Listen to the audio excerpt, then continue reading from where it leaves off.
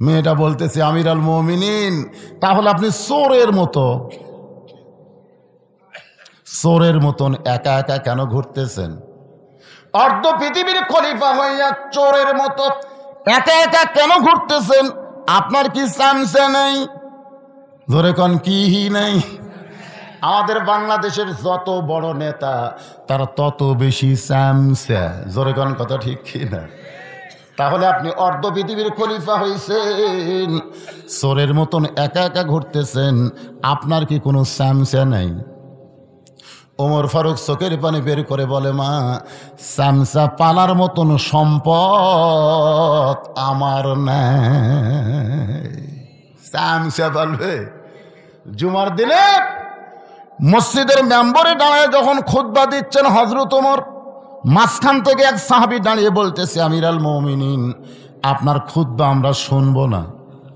ওমর ফারুক চমকে বললেন, ভাইজান, আমার কি অপরাধ আমার খুতবা শুনবা না? আমাদেরকে খাটো পাঞ্জাবি দিয়ে আপনি লম্বা জুব্বা পরে খুতবা দেবেন, যতক্ষণ লম্বা জুব্বার কাহিনী না বলবেন ততক্ষণ আপনার খুতবা আমরা শুনব। আমাদেরকে আপনি খাটো পাঞ্জাবি দিচ্ছেন আর আপনি লম্বা জুব্বা পরে খুতবা দিবেন। এই লম্বা জুব্বা কেমনে পাইলেন? আগে তার ব্যাখ্যা করেন, তারপরে খুতবা হবে।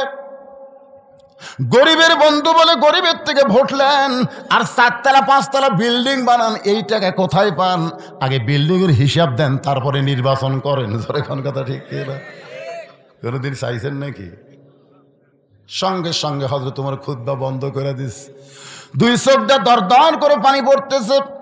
এমন সময় আব্দুল্লাহ ইবনে ওমর বাবার পাশে দাঁড়ায় বলে, রে নবীর সাহাবীরা, তোমরা খাটো পাঞ্জাবি হইলেও তো নতুন পোশাক পরে আজকে জুমার নামাজ পড়তে এসেছো, আমার পরনে তাকায় দেখো, আমার পরনে নতুন কোনো কাপড় নাই। সমস্ত সাহাবের আব্দুল্লাহ সবাই নতুন কাপড় পরে নামাজ পড়তে এসেছে, তোমার পরনে নতুন কাপড় কেন নাই? আব্দুল্লাহ বলতেছে, আমার নতুন কাপড় আর বাবার নতুন কাপড়, 2 কাপড় একত্র করে বাবা জুব্বা বানায়া সেই জুব্বা পরে তোমাদের সামনে খুতবা দেয়। সমস্ত সাহাবীরা কান্দের বলে, আল্লাহর কোরআন দিয়ে যখন রাষ্ট্র চলবে, লিয়াবলুয়াকুম আইয়ুকুম আহসানু আমালা, তখন নেতাদের কাছ থেকে এমন সুন্দর আমল জনগণ দেখতে পাবে। মেয়েটা বলতেছে চোরের মতন। কার মতন? একা একা ঘুরতেছেন। আপনার কি র্যাব পুলিশ নাই? র্যাব পুলিশ আর র্যাব এগুলো কি নেতার পহরা দেওয়ার জন্যে না জনগণের কাজ করার জন্য? কথা কন না কেন? হায় হায়, আজকাল পুলিশের যা চাল চলন দেখে মনে হয় এরা নেতা পহরা দিবি। একটা নেতা যখন আসে চারিদিকে যেভাবে পুলিশ দেখা যায় মনে হয় একটা বড় চোরক ধরে আনতেছে। ধরে কোন কথা কন না কেন?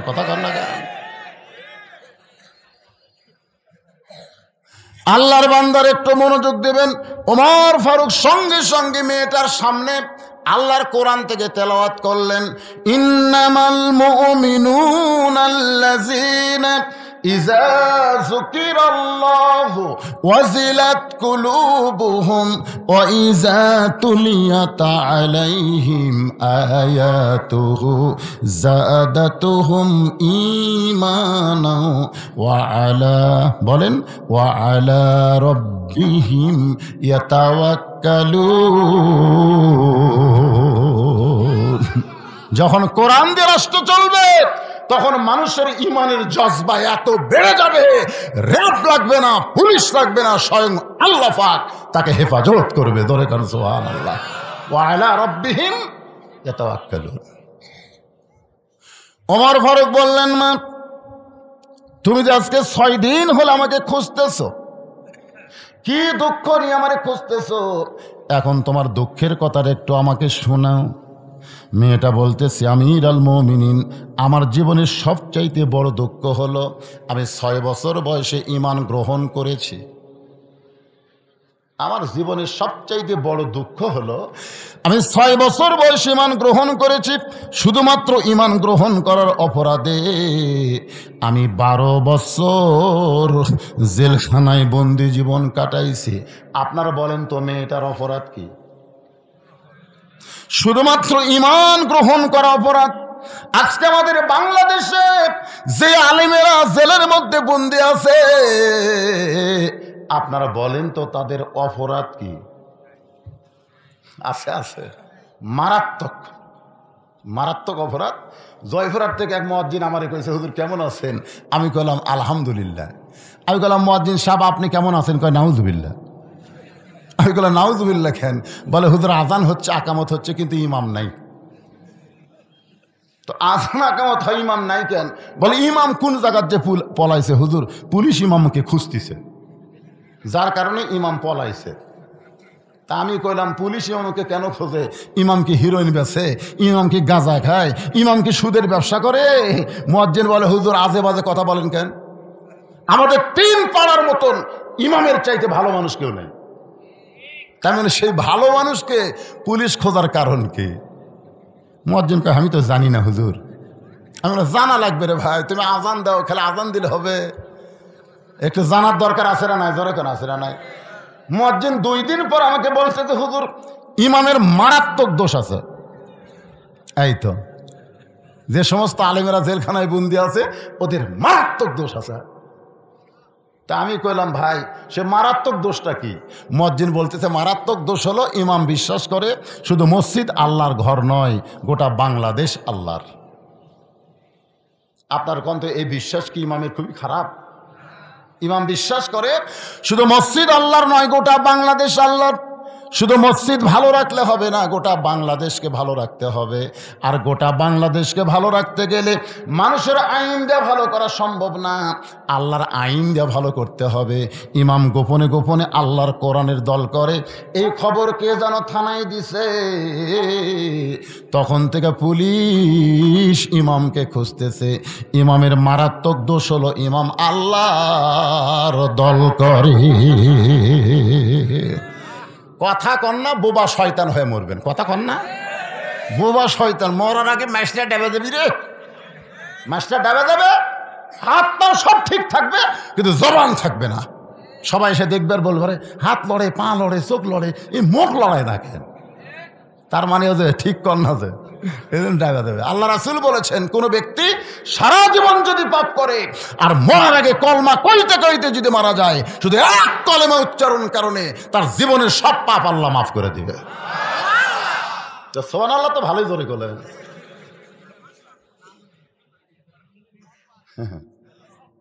বাংলাদেশের মানুষ কথা কয় না দেখে 30 টাকার পেজ 300 টাকার গেছে, তাহলে কথা বন্ধর জন্য এমন ভয় খাওয়া খাসে। কথা বললে পুলিশ ধরবি, পুলিশ ধরার ভয়ে তুমি কথা বন্ধ করো, 2-4 দিন পর তোমাকে আজরাইল ধরবি। ধরে কোন কথা ঠিক না? আজরাইল ধরবি। পুলিশ ধরলে তোর টেকা দিয়ে বের হওয়া যায়। আমার বহু ধরছে, আমি বাড়াছি, অসুবিধা নেই, কিন্তু আজরাইল ধরলে তো আপনাদের কাছে কোন ধরার চিন্তা বেশি, পুলিশ না আজরাইল? তো আজরাইল ধরার চিন্তা থাকলে হা করেন। ইনি তো মাইক যা করতেছে করতেছে, আপনারাও যদি সেটা করেন তাহলে তো হবি রে ভাই। ওমর ফারুক বললেন, বলো মা কি দুঃখে তুমি আমারে খুঁজতেছ? মেয়েটা বলে আমার জীবনের সবচাইতে বড় দুঃখ হলো আমি 6 বছর বয়সে ঈমান গ্রহণ করার অপরাধে 12 বছর আমি জেলখানায় বন্দি জীবন কাটাইছি। সকালবেলা 3টা করে চাবুক, বিকালবেলা 3টা করে চাবুক মারেছে। আমার দেহের এমন কোনো জায়গা নাই যেই জায়গায় চাবুকের আঘাত লাগে নাই। আমির আল মুমিনিন, আমি যেই দেশের জেলখানায় বন্দী ছিলাম সেই দেশের নাম হলো রোম দেশ। জোরে বলেন, দেশের নাম কি? রোম দেশ। আপনি রোম পারস্য দখল করার পরে আল্লাহর কোরআন দিয়ে রাষ্ট্র চালানো শুরু করলেন। আপনি ঘোষণা করে দিলেন কোরআন দিয়ে যখন কোনো রাষ্ট্র চলবে ওই রাষ্ট্রে জেলখানার কোনো দরকার নাই, জেলখানার দরজাগুলো মুক্ত করে দাও। আপনার আইনে জেলখানার দরজা মুক্ত হলো, কিন্তু আমার দাদা খ্রিস্টান, আমার বাবা খ্রিস্টান, আমার দেশের সবাই খ্রিস্টান, আমি একজন মুমিনা নারী, জেলখানাতে মুক্ত হয়ে আমি কোথায় যাইতে পারি? এ কারণে 6টা দিন হলে 2 পাহাড়ের মাঝখানে আপনাকে খুঁজতেছি। যদি আপনার দেখা পাই তাহলে আপনার কাছে এই দুঃখী মেয়েটা একটু আশ্রয় চায়। ওমর ফারুক চোখের পানি বের করে বললেন, মা আমি তোমাকে আশ্রয় দিবার পারবো না। মেয়েটা কান্দের বলে, আমিরুল মুমিনিন আপনি যদি এই দুঃখী মেয়েকে আশ্রয় না দেন তাহলে আমি যাব কোথায়? ওমর ফারুক বললেন, মা ঈমান গ্রহণ করার পরে এমন কথা তুমি কেন বলতেছো? তুমি উমরের কাছে আশ্রয় চাইবা না। আশ্রয় যদি পাইতে চাও কেবলমাত্র আল্লাহর কাছে চাও। যে আল্লাহর ঈমান গ্রহণ করেছো সে আল্লাহর ইসলাম তোমাকে অধিকার দিয়েছে। তোমার অধিকার আছে মা, তুমি কি কও? ইসলামে অধিকার নাই? ধনীদের সম্পদে গরিবের অধিকার নাই? এ দরকার আছে না নাই? আজ তুমি 3 তলা 4 তলা 7 তলা বানাও, ব্যাংকে কোটি কোটি টাকা হিসাব করো, ওই টাকা তোমার না। কোটি টাকার মধ্যে 2.5 লাখ টাকা গরিবদেরকে বুঝা না দিলে তুমি জান্নাতে যাবার পারবা না। তুমি যতই হজ করো, তুমি যতই মাদ্রাসা করো, তুমি যতই মসজিদে টাইলস দাও, কাম হবে না। আগে গরিবের 2.5 টাকা দিয়ে তারপরে যা পারো করো। কোরআন দিয়ে যখন রাষ্ট্র চলবে শতকরা 2.5 টাকা যাকাত দিতেই হবে। জোরে কোন কথা ঠিক? যেদিন থেকে আল্লাহর কোরআন দিয়ে রাষ্ট্র চলবে সেদিন একটা গরিব মানুষ ধনী বাড়ির দরজায় যাবে না, বরং প্রত্যেকটা ধনী মানুষ গরিবের বাড়ির দরজায় যাবে। গরিবেরা খালি দরজা খুলে বসে থাকবে, গরিবেরা এরকম সিনার টান করে দরজা খুলে বসে থাকবে। আর ধনীরা টেকালি দেয়, বলি ভাই এ ভাই তাড়াতাড়ি টেকালি আমাকে জান্নাতে যাওয়ার ব্যবস্থা কর, কারণ তুই টাকা না দিলে আমার জান্নাতে যাওয়া যাবে না। গরিব যদি খড়াস করে দরজা বন্ধ করে দেয়, মাফ করো টাকা লিবার পারলাম না, ওটি কান্দা লাগবে। কারণ ওই 2.5 টাকা না দেওয়া পর্যন্ত আর ওই 97.5 টাকা হালাল হচ্ছে না। যে 2.5 টাকা দিবে তখন 97.5 টাকা হালাল, যতক্ষণ পর্যন্ত না দিবি ততক্ষণ 100 হারাম। আমার কথাই বুঝতেছেন?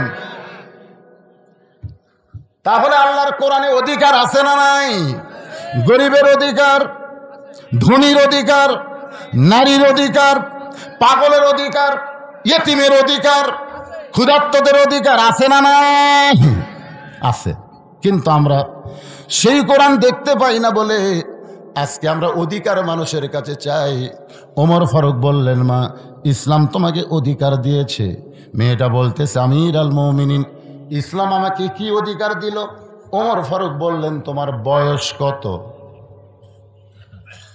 মেয়েটাকে ওমর ফারুক বলতেছেন, তোমার বয়স কত? আপনারা এতক্ষণ কি বুঝলেন মেয়েটার বয়স কত? মাশাআল্লাহ। কারণ 6 বছর বয়স ঈমান গ্রহণ করেছে, 12 বছর জেলখানায় বন্দি জীবন কাটাইছে। এই কারণেই মেয়েটা বলতেছে, আমিরুল মুমিনিন আমার বয়স হলো 18 বছর। ওমর ফারুক বললেন, মা 18 বছরের যৌবনা কোনো মেয়ে যদি ইসলামের ভিতরে থাকে তার 1 নম্বর অধিকার হলো ভালো একটা ছেলের সঙ্গে বিবাহ বসা।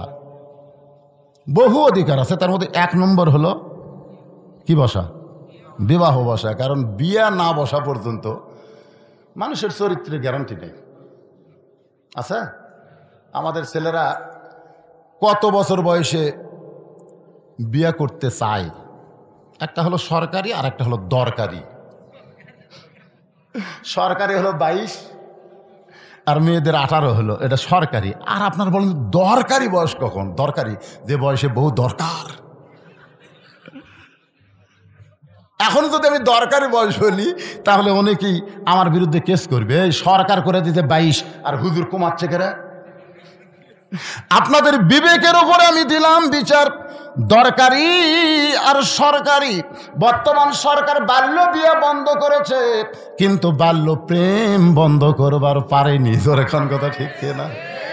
আমার এলাকায় ক্লাস 3-র একটা ছাত্র ক্লাস 2 এর মেয়েকে নিয়ে বার হয়ে গেছে। এটার নাম হলো বাল্য প্রেম। ধরে কোন এটার নাম কি? কিন্তু বাল্য বিয়া বন্ধ করছে। বাল্য বিয়া সরকার বন্ধ করছে, কিন্তু বাল্য প্রেম বন্ধ করে নাই। বাল্য প্রেম যতদিন বন্ধ না করবে ততদিন যুবক যুবতীর চরিত্রের কোনো গ্যারান্টি। ওমর ফারুক বললেন, মা তোমার কোনো অভিভাবক নাই, কারণ তোমার দাদা খ্রিস্টান, তোমার বাবা খ্রিস্টান, যেই দেশে তুমি জন্মগ্রহণ করেছো ওই দেশের সবাই খ্রিস্টান। এই মুহূর্তে তোমার কোনো অভিভাবক নাই, আমি অভিভাবক হইয়া একটা ছেলের খবর দিচ্ছি, মা দেখো তো ছেলেটা তোমার পছন্দ হয় কি না। মেয়েটা বলতেছে ছেলে কিন্তু ভালো হওয়া লাগবে। ওমর ফারুক বললেন, 1 নম্বর ভালো, খালি ভালো। মেয়েটা যদি বলতো ছেলেটা কিন্তু সুন্দর হওয়া লাগবে, জোরে কোন কি হওয়া লাগবে? সুন্দর একজন বাংলাদেশে আছে, তার নাম হলো শাকিব খান, আর ভালো একজন আছে, তার নাম হলো নাজমুস সাকিব। নাজমুস সাকিব পৃথিবীর 80টা মুসলিম কান্ট্রির মধ্যে কোরআন তেলাওয়াতে 1 নম্বর, জোরে কোন কয় নম্বর? আর শাকিব খান লুচ্চা নম্বর। আমাদের বগুড়ারই জামাই হয়েছিল, আমাদের বগুড়ার জামাই কিনতে হয়েছিল শাকিব খান। অপু বিশ্বাসের বাড়ি আবার বগুড়া, ওই আমাদের জামাই হয়েছিল, শালা লুচ্চা। বিয়া করছে বাংলার জনগণ কেউ জানে না, যখন অপু বিশ্বাসে বাচ্চা হচ্ছে তখন জানিছে নাম শাকিব খান হলে কি হবে, চেহারা সুন্দর হলে কি হবে, 1 নম্বর লুচ্চা। জোরে কোন কথা কর না কেন? আর নাজমুস সাকিব, আর চেহারা হয়তো শাকিব খানের মতন সুন্দর নয়, একটু খাটো খোটো হতে পারে, কিন্তু 1 নম্বর ভালো, যে গোটা বিশ্বের মধ্যে কোরআন তেলাওয়াতে ফার্স্ট হয়ে গোল্ডেন পুরস্কার পাইল। জোরে কোন সুবহানাল্লাহ। মেয়েটা কিন্তু বলতেছে একটা ভালো ছেলের খবর দিবেন।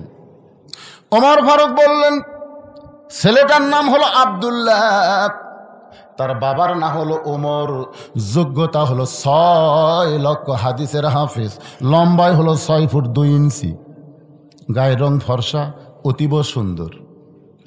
ছেলেটার নাম হলো আব্দুল্লাহ। খুব খেয়াল করবেন, ওমর ফারুক একটা ভালো ছেলের খবর দিচ্ছে। ছেলেটার নাম কি? বাপের নাম কি? ওমর।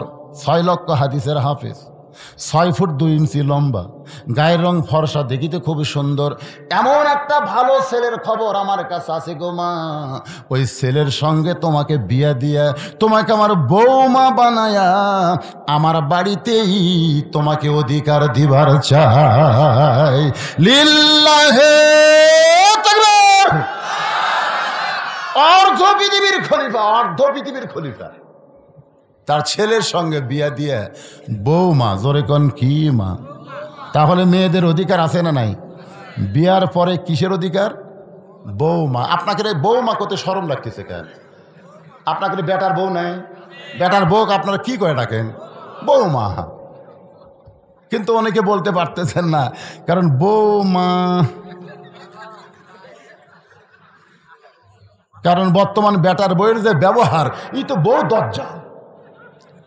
উনি কি বউ মানে বউ দজ্জাল? জোয়ান পরে বাপ মা বসে আছে, এই পাড়াতেই বাপ মা থাকে, আর ওই বউ নিয়ে যা নগাদ বাড়ি করছে, নগা বাসা করছে। ওই এখন বউ নিয়ে নগা শহরে থাকে, আর বাপ মা থাকে জোয়ানপুরে। একদিন বাবা অসুস্থ হয়ে নগায় ভালো ডাক্তার দেখাবার গেছে, রুগীর সিরিয়াল বেশি, যার কারণে দেখতে দেখতে রাত 9টা বাজে গেছে। এত লম্বা সিরিয়াল দেখতে দেখতে রাত 9টা। এখন বাবা চিন্তা করে এ রাত 9টার সময় জোয়ানপুরে কেমনে যায়। মন বলতেছে তোর বেটার কি বাসা নাই? 9টার সময় জোয়ানপুরে যাওয়া লাগবে কেন? বেটার বাসায় যা, ছেলের বাসায় যা। এবার বাবা রাত 9টার সময় ছেলের বাসার দরজায়, ছেলের নাম হলো আব্দুল্লাহ। জোরে কার নাম কি? আব্দুল্লাহ। আব্দুল্লাহ ঘরের ভিতরে চমকে ওঠে, কে রে? আমার নাম ধরে ডাকার মরদ কে রে? আমাকে এলাকার সবাই স্যার বলে, সাহেব বলে, আর সরাসরি নাম ধরে ডাকতেছে, এই মরদ কে রে? আপনারা বলেন তো, তুমি যত বড়ই হুজুর হও, যত বড় এমপি মন্ত্রী হও, তোমার বাবা তোমাকে নাম ধরেই ডাকবে। জোরে কোন কথা ঠিক কিনা? জনগণ আমাকে দাওয়াত দিবার সব বসে আছে, আমি ডায়েরি বার করে লিখতেছি। ইতিমধ্যে আমার বাবা এসে বলতেছে, কে বাবা বুঝলো, তোর খবর কি? যেই কইছে তুই কেবা বুঝলু, তোর খবর কি, মানে বগুড়া ভালো। তা আমি একটু মন খারাপ করলাম, বাবা বুঝবার পারছে। আমি বললাম, আব্বা লোকজন বসে আছে, সরাসরি সংকীর্ণ আনতেন। বজলুর রশিদ বলেন না হয় মৌলানা বলেন, আমার আব্বা বলতে তোকে আবার হুজুর কওয়া লাগবি নাকি রে? আসলেই তাই। আব্দুল্লাহ চমকে গেছে। এই রাত 9টার সময় আর নাম ধরে ডাকার মরদকে গেট খুলে দেখে বাবা ইতিমের মতন দাঁড়িয়ে আছে। বাবা, আপনি তো সহজে আমার বাসায় আসেন না, কিন্তু আজকে রাত 9টায় কেন আইছেন? বাবা বলতেছে বিপদে পড়ে আইছি। ডাক্তার দেখাইতে দেখাইতে রাত 9টা বাজে গেছে, এখন এত রাত্রে জোয়ান পরে কেমনে যায়? আজকে রাতটা কষ্ট হলেও তোর বাসা থাকবার চাই, মন তো চায় না, মন তো চায় না রে। দৌড়ে এসে বাবার মুখ ধরছে। আব্বা, মনের কথা মনের মধ্যে থন আব্বা, মানে বইয়ের ভয়, তোর এখন কার ভয়? মন তো চায় না, কিন্তু ঠেলাত পড়াচ্ছি। দৌড়ে এসে মুখ সাইপা ধরে বলে, বাবা জোরে বলেন না বাবা, যদি প্রেসিডেন্ট প্রধানমন্ত্রী শুনবার পায় তাহলে প্রেসিডেন্টের অবস্থা খারাপ। স্বামী হলো প্রেসিডেন্ট আর বউ হলো প্রধানমন্ত্রী, বাংলাদেশের মেয়েরা প্রধানমন্ত্রী আর মদরা হলো প্রেসিডেন্ট। ধরে এখন কথা ঠিক না? প্রত্যেক বাড়িতে খালি বাংলাদেশের প্রধানমন্ত্রী বেগম হাসিনা না, আমাদের ঘরে ঘরে একটা করে প্রধানমন্ত্রী আছে। ধরে কেন আছে না? নাই হাই রে মশান রে। যে ঘরে সোফা রেস্টরুম সেই ঘরে বাবাকে বসায় বলে, বাবা একটু ধৈর্য ধরেন। বাবাকে বসায় বলতেছে, বাবা একটু ধৈর্য ধরেন। বাবা যখন রেস্টরুমে বসে আছে এমন সময় আব্দুল্লাহ চুপি চুপি বইয়ের কাছে, বউ দেখে ওরে তো মানে কম্বল দিয়ে শুয়ে আস, কানের কাছে ফিসফিস করে বলতেছে, বাবা আইছে। কোনোদিন আসে না, বুঝলে না, আজকে হঠাৎ আসছে। বলছি লাগে আসলে তো আমি কি করবো? আব্দুল্লাহ কয়, দুই দিকে বিপদ, বাপেরও ভয় বইয়েরও ভয়, একটু আস্তে করে, আব্বা শুনবে। কি বলা লাগবে? আইসা খাবার দাও। আব্দুল্লাহ বলে, তুমি একটু খাবার দাও। বলে, আমার মাজা বেদনা পিঠ শিরশির করতেছে, আমি কম্বল থেকে উঠবার পারবো না, যদি পারো তাহলে তুমি খাবার দাও। বাবা চিল্লায় বলে, আব্দুল্লাহ আমার অসুস্থ বউরে তুই কষ্ট দিস না বাবা, আমার অসুস্থ বউ মারে তুই কষ্ট দিস না, আমার খাওয়া লাগবে না বাবা, আমি খালি থাকার জন্য আইছি। তুই কি মনে করিস আমি খাইনি? নওগাঁর হোটেলের দরজা খোলা আছে রে, কিন্তু আমার থাকার কোনো জায়গা নাই। হোটেলের মধ্যে খাওয়া দাওয়া করে থাকার জন্য আইছি বাবা, একটু মেহেরবানি করে আজকে রাত একটু থাকার জায়গা দে। আব্দুল্লাহ কাছে এসে মিন মিন করে কয়, বইয়ের ভয়ে আব্বা সত্যি খাওয়া লাগবে না? না বাবা। বাবা না খাইয়ে রাত 9টার সময় ঘুমায় গেছে। আব্দুল্লাহর মনের মধ্যে অশান্তি, এতদিন পরে বাবা আসলো আর বইয়ের কারণে বাবার খাওয়া হইল না। আপনারা বলেন তো, ছেলের মধ্যে বাবার মধ্যে দয়া আছে না নাই? ওই দজ্জাল, ওই দজ্জালের কারণে কি করবে? রাত যখন 11টা বাজে এমন সময় আব্দুল্লাহর শালা 11টার সময় দরজায় গেটে ডাকতেছে, শেফালি আপা। আব্দুল্লাহর বইয়ের নাম হলো শেফালি। শেফালি আহার সঙ্গে সঙ্গে বিড়াল যেমন ইন্দুর ধরার জন্য লাভ মারে, আব্দুল্লাহর বউ কম্বল ফেলে দিয়ে স্বামীর ওপর দিয়ে মারছে লাভ। আব্দুল্লাহ চেতন পায় দেখে কম্বল আছে, বউ নাই। বউটা গেল কোন জায়গায়? গেট খুলে বলতে যে, ভাইজান এত রাত্রে কোত্থেকে? বলে, ক্যারাম বোর্ড খেলতে খেলতে রাত হয়ে গেছে আপা, আমি একটু ঘুমাবার চাই। পাগল হয়েছিস তুই, আমার কলিজার টুকরা ভাই, তুই না খাইয়া ঘুমাইলে আমার চোখে ঘুম ধরবে না। বল ডাইনিং টেবিলের চেয়ারে বসানোর পরে মাছ গরম, গোস্ত গরম, ভাত গরম, সব গরম করে ভাইয়ের সামনে দিয়ে বলতে যে, খাবাই খাবাই, তুই না খাইলে আমার কলিজার মধ্যে শান্তি নাই। আব্দুল্লাহ ঘরের ভিতর থেকে চিন্তা করে, আমার বাবা না খাইয়া ঘুমায় গেল, তোর মাজা বেদনা পিঠ শিরশির করে, এখন ভাইয়ের সামনে খাবাই খাবাই, তুই না খাইলে আমার শান্তি নাই।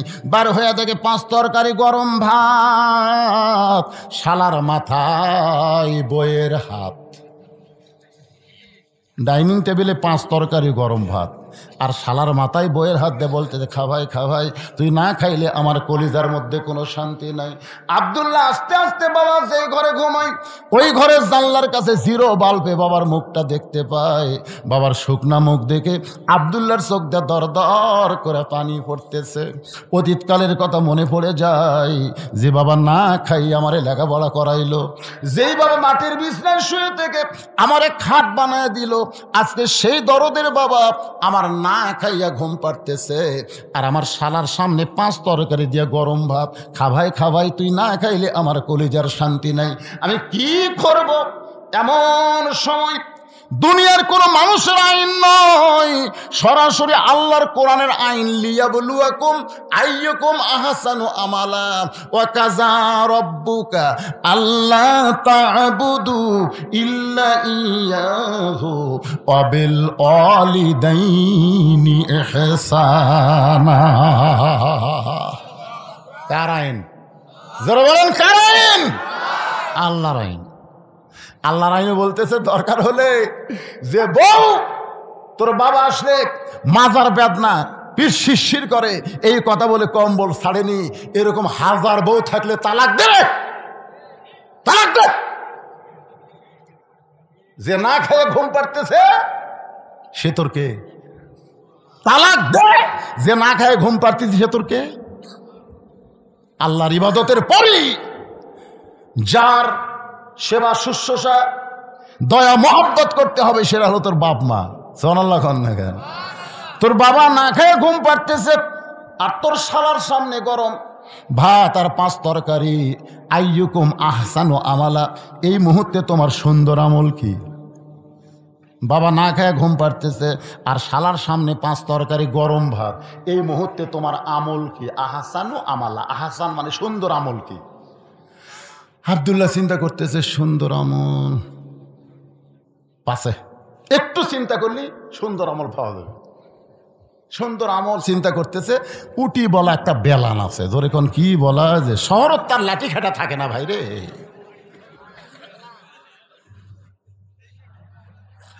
মাত্র 3 পা হাত একটা বেলান, কি করব? বিবেক বলতেছে সব জায়গাত মারিস না, কারণ নারী নির্যাতনের কেস আছে, পুরুষ মানুষ নির্যাতনের কেস নাই। তোর বাবা না খায়া ঘুম পাড়তেছে, শালার সামনে 5 তরকারি গরম ভাত, পুরুষকে কত বড় নির্যাতন করতেছে। তোর কোন কথা ঠিক করে কথা কর না কেন? ঠিক কিনা? নারী নির্যাতনের আইন আছে, পুরুষ নির্যাতনের কোনো আইন নাই। এই জন্য বিবেক বলতেছে জাগা মতো মার, পিছন থেকে তাকায় দেখ উঁচু হয়ে আছে, এই উঁচু জায়গায় একটা বাড়ি মারবি, 1টা হজের সওয়াব, 2টা বাড়ি মারবি 2টা হজের সওয়াব, 3টা বাড়ি মারবি 3টা হজের সওয়াব। তবে কাজটা শুরু হবে বিসমিল্লাহ দিয়া। জোরে কোন কি দিয়া? কারণ এই সময় বইয়ের পাছার উপর বাড়ি মারা হলো ইবাদত। এ কথা কন না কেন? ইবাদত। আইয়ুকুম আহসানু আমালা, এটা হলো সুন্দর আমল। আল্লাহর বান্দা একটু খেয়াল করবেন, বাবার মুখের দিকে তাকায়, আবার শালার টেবিলের দিকে তাকায়, 5 তরকারি গরম ভাত দেখে আব্দুল্লাহ চুপি চুপি, বিড়াল যেমন ইন্দুর ধরে, বিড়াল যেমন কি ধরে? ইন্দুর ধরে, ওই বেলানটা কোলের মধ্যে নিয়ে চুপি চুপি বইয়ের পাশে দাঁড়াইছে। বইয়ের কোনো খেয়াল নাই, খালি ভাইকে বলতেছে আর 1 টুকরা খা। ভাই বলতেছে জোড়হাত আপা আর পারতেছি না। বোন বলে আরে 1 টুকরা খা ভাই। খাবার চাই না, তারপরে জোর করে খাওয়াইতেছে। এমন সময় আব্দুল্লাহর রাগ আরো বেশি হইয়া বিসমিল্লাহ বলে উঁচু জায়গার উপরে, পিছন দিকে যে জায়গা আছে যেখানে মারলে পুলিশকে দেখানো যাবে, গ্রামের কোনো বিচারক বউ দেখাবার পারবে, আমার এই জায়গাত মারিছে, কাপড় খুলে দেখাতে পারবে। বিবেক বলতে জায়গা মতো মার, দেখাবার যান না পারে। বিসমিল্লাহ বলে এত জোরে একটা বাড়ি মারছে, বউ দৌড়, শালাও দৌড়। শালা চিল্লায় বলে দুলা ভাই এই গভীর রাত্রে আমার বোনকে মারলেন কেন? আব্দুল্লাহ বলে তোর বোন আমার কে হয়? বলে আমার বোন আপনার বউ হয়। তোর বোনকে আমি কত ভালোবাসি তুই জানিস? তোর বোনের জন্য আমার বাপ মা জুয়ানপুরে ছাইড়া আজকে নওগাঁ শহরে বাসা বানাইছি। এই নওগাঁ শহরের বাসা কিন্তু আমার বাপ মার জন্য বানাই নাই, তোর বোনের জন্য বানাইছি। তোর বোনকে আমি এত দয়া করি, তোর বোনের জন্য আমি শহর ছেড়ে গ্রামে যাই না। সে আদরের বউকে আমি কেন মারলাম? আয় দেখা যা। শালা বলতে দুলা ভাই আমাকেও মারবেন নাকি? বলে মারার জন্য না, একটু দেখাবার চাই। এবার শালার হাত ধরে নিয়ে গেছে, বাবা যেই ঘরে ঘুমাই তাকায় দেখে দুলা ভাইয়ের বাপ ঘুম পাড়তেছে। শালা বলে দুলা ভাই আপনার বাবা কখন আইছে? বলে 9টার সময়। তোর বোন কইল মাজা বেদনা পিঠ শিরশির করে, আমার বাবার সামনে খাবার দেয়নি, কম্বল ছাড়ে নাই। আমার বাবা রাগ করে না করে ঘুমাইছে, আর তোর সামনে 11টার পরে 5 তরকারি গরম ভাত, আইয়ুকুম আহসানু আমালা, বললে শালা বল এই মুহূর্তে আমার সুন্দর আমল কি? শালা বলতেছে দুলা ভাই আর একটা মারেন, আর একটা মারেন। এই মানুষের জাত না, এই বাপের আত্মীয় পছন্দ করে কিন্তু শ্বশুরের আত্মীয় 2 চোখকে দেখবার পারে না। ওমর ফারুক বলে মা এই মুহূর্তে তোমার অধিকার হলো আমার আব্দুল্লাহর সঙ্গে তোমার বিয়া দিয়া তোমাকে আমার বৌমা বানায়া আমার বাড়িতেই তোমাকে অধিকার দিবার চাই। সুবহানাল্লাহ কোন। মেয়েটা বলতেছে আমির আল মুমিনিন, আপনি কিন্তু বলেছেন একটা ভালো ছেলের সঙ্গে আমার বিয়ে বসার অধিকার আছে।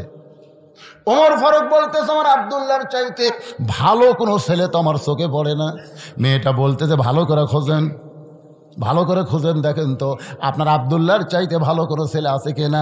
ওমর ফারুক বললেন 6 লক্ষ হাদিসের হাফেজ, 6 ফুট 2 ইঞ্চি লম্বা, যেই সুন্দর চেহারা, বাবা হলো ওমর, অর্ধ পৃথিবীর খলিফা, এরপরেও কি তোমার ছেলেটা ভালো মনে হয় না? মেয়েটা বলতেছে আমির আল মুমিনিন, আমি একটা ছেলের নাম বলবো, আপনি চিন্তা করে দেখেন তো সে আব্দুল্লাহ ভালো না সেই ছেলে ভালো? ওমর ফারুক সোনকে বলে মা তোমার কাছে কোনো ছেলের খবর আছে কিনা? মেয়ে বলতেছে ছেলের নাম হলো হোসাইন, বাবার নাম হলো আলী, মায়ের নাম হলো ফাতেমা, আর নানার নাম হলো মুহাম্মাদুর রাসূলুল্লাহ। এখন আপনি বলেন আব্দুল্লাহ আর হোসাইন এই 2 জনের মধ্যে ভালো কোনটা? না আপনাদের কাছে না, মেয়েটা ওমর ফারুকের কাছে শুনবার চাইছে। আপনি কইলেন একটা ভালো ছেলের সঙ্গে আমার বিয়ে বসার অধিকার আছে, তার আব্দুল্লাহ ভালো না হোসেন ভালো? আপনি যদি এই মুহূর্তে বলেন আব্দুল্লাহ ভালো, আব্দুল্লাহর সঙ্গে বিয়ে বসতে আমার কোনো আপত্তি। কিন্তু যদি সঙ্গে সঙ্গে ওমর ফারুক চোখের পানি নিয়ে বললেন সাইদুস শাবাবে আহলুল জান্নাহ হাসান হোসাইন রাদিয়াল্লাহু তাআলা আনহুমা, এই দুনিয়াতে যত ভালো ছেলে থাক না কেন সবচাইতে ভালো ছেলে হলো হাসান আর হোসাইন। কারণ তারা ভালো হওয়ার কারণেই এই 2টা যুবককে জান্নাতি যুবকদের সর্দার আল্লাহ বানায় দিয়েছে। জোরে কান সুবহানাল্লাহ। মেয়েটা বলতেছে তাহলে হোসেনের মতন ভালো ছেলে যদি থাকে আপনার আব্দুল্লাহকে আমি বিয়ে করবো কেমনে? তাহলে আমার অধিকার তো ইসলাম দিবার পারল না। ওমর ফারুক বললেন মা আমার বড় ভুল হয়ে গেছে। মেয়েটাকে নিরাপদ আশ্রয় দিয়া পরন্ত বিকেল বেলায় হযরত ওমর হযরত আলীর বাড়ির দরজায় আসসালামু আলাইকুম ইয়া আহলাল বাইত আম্মা সাইলা ফালা তানহার, হযরত আলী ঘরের দরজা খুলে বলতেছে আমির আল মুমিনিন আপনি সালাম দিবেন ঠিক আছে, কিন্তু এই ফকিরের আয়াত কেন তেলাওয়াত করলেন? আম্মা সাইলা ফালা তানহার, এই আয়াত তেলাওয়াত করার কারণ কি? ওমর ফারুক বলে আলী রে জীবনে কোনোদিন ঘটকালি করিনি ভাই, আজকে প্রথম বিয়ার ঘটক হয়ে তোমার ঘরের দরজায় তোমার হোসেনের ব্যাপারে আমি উমর একটু ঘটকালি করবার চাই। হযরত আলী আল্লাহর শুকর আদায় করে বলেন আপনার মতন মহান ব্যক্তি যদি হোসেনের বিয়ার ঘটক হয় তাহলে পাত্রী অবশ্যই ভালো হবে। সুবহানাল্লাহ কোন। ওমর ফারুক বললেন পাত্রীর যোগ্যতা হলো 6 বছর বয়সে ঈমান গ্রহণ করেছে, ঈমানের পরীক্ষা দিয়েছে 12 বছর, লিয়াবলুয়াকুম আইয়ুকুম আহসানু আমালা, সবচাইতে সুন্দর আমল হলো শত কষ্টের ভিতরেও ঈমানকে বাঁচিয়ে রাখা। সুবহানাল্লাহ কোন না কেন? আমার আব্দুল্লাহর সঙ্গে মেয়েটার বিয়ে দিবার চাইলাম, কিন্তু মেয়েটা আমার আব্দুল্লাহরে পছন্দ করে না, মনে মনে তোমার হোসাইনকে করছে কামনা। এখন বলো আলী আমার ঘটকালি কি আল্লাহ কবুল করবে? আলী বলতেছে আমির আল মুমিনিন আপনি যে মেয়ের খবর আপনি আমাকে দিলেন, আমি মনে মনে হোসেনের জন্যে এমন একটা বউ খুঁজতেছিলাম। ওমর ফারুক বলে আলী রে তাহলে আল্লাহ আমার ঘটকালি কবুল করেছে। এ বলে 2 জনে যখন কোলাকুলি করতেছে এমন সময় হোসেন ঘরের ভিতর থেকে সে সালাম দেয় বলে আমির আল মুমিনিন আপনার 2 জন মুরব্বী যেভাবে কোলাকুলি করতেছেন মনে হয় বিয়ে আপনারাই করবেন। ওমর ফারুক রাস্তাতে গেলে শয়তান কয়দিন যায় না, এজর এখন কয়দিন? সে উমরের সামনে যখন বলতেছে মনে হয় বিয়া আপনারাই করবেন, ওমর ফারুক একটু রাগ করে বলে, বাবা হোসাইন, আমি তোমার মুরব্বী, তোমার বাবাও তোমার মুরব্বী, আমরা দুই মুরব্বী মিলে যদি কোনো সিদ্ধান্ত নেই, তুমি কি সেই সিদ্ধান্ত গ্রহণ করবা না? হোসাইন বলতেছে, আপনি আমার মুরব্বী আমি জানি, আমার বাবা মুরব্বী আমি জানি, কিন্তু আসল মুরব্বী হিসাবে কেবলমাত্র আমার নানাকেই শুধু আমি মানি। লিল্লাহে তাকবীর। আপনি সম্মান করেন জানেন, কিন্তু মানতে গেলে একজনকেই মানা লাগবে। আল্লাহ বলেছেন, কুল হে রাসূল আপনি বলেন, ইন কুনতুম তুহিব্বুনাল্লাহ ফাত্তাবিউনি।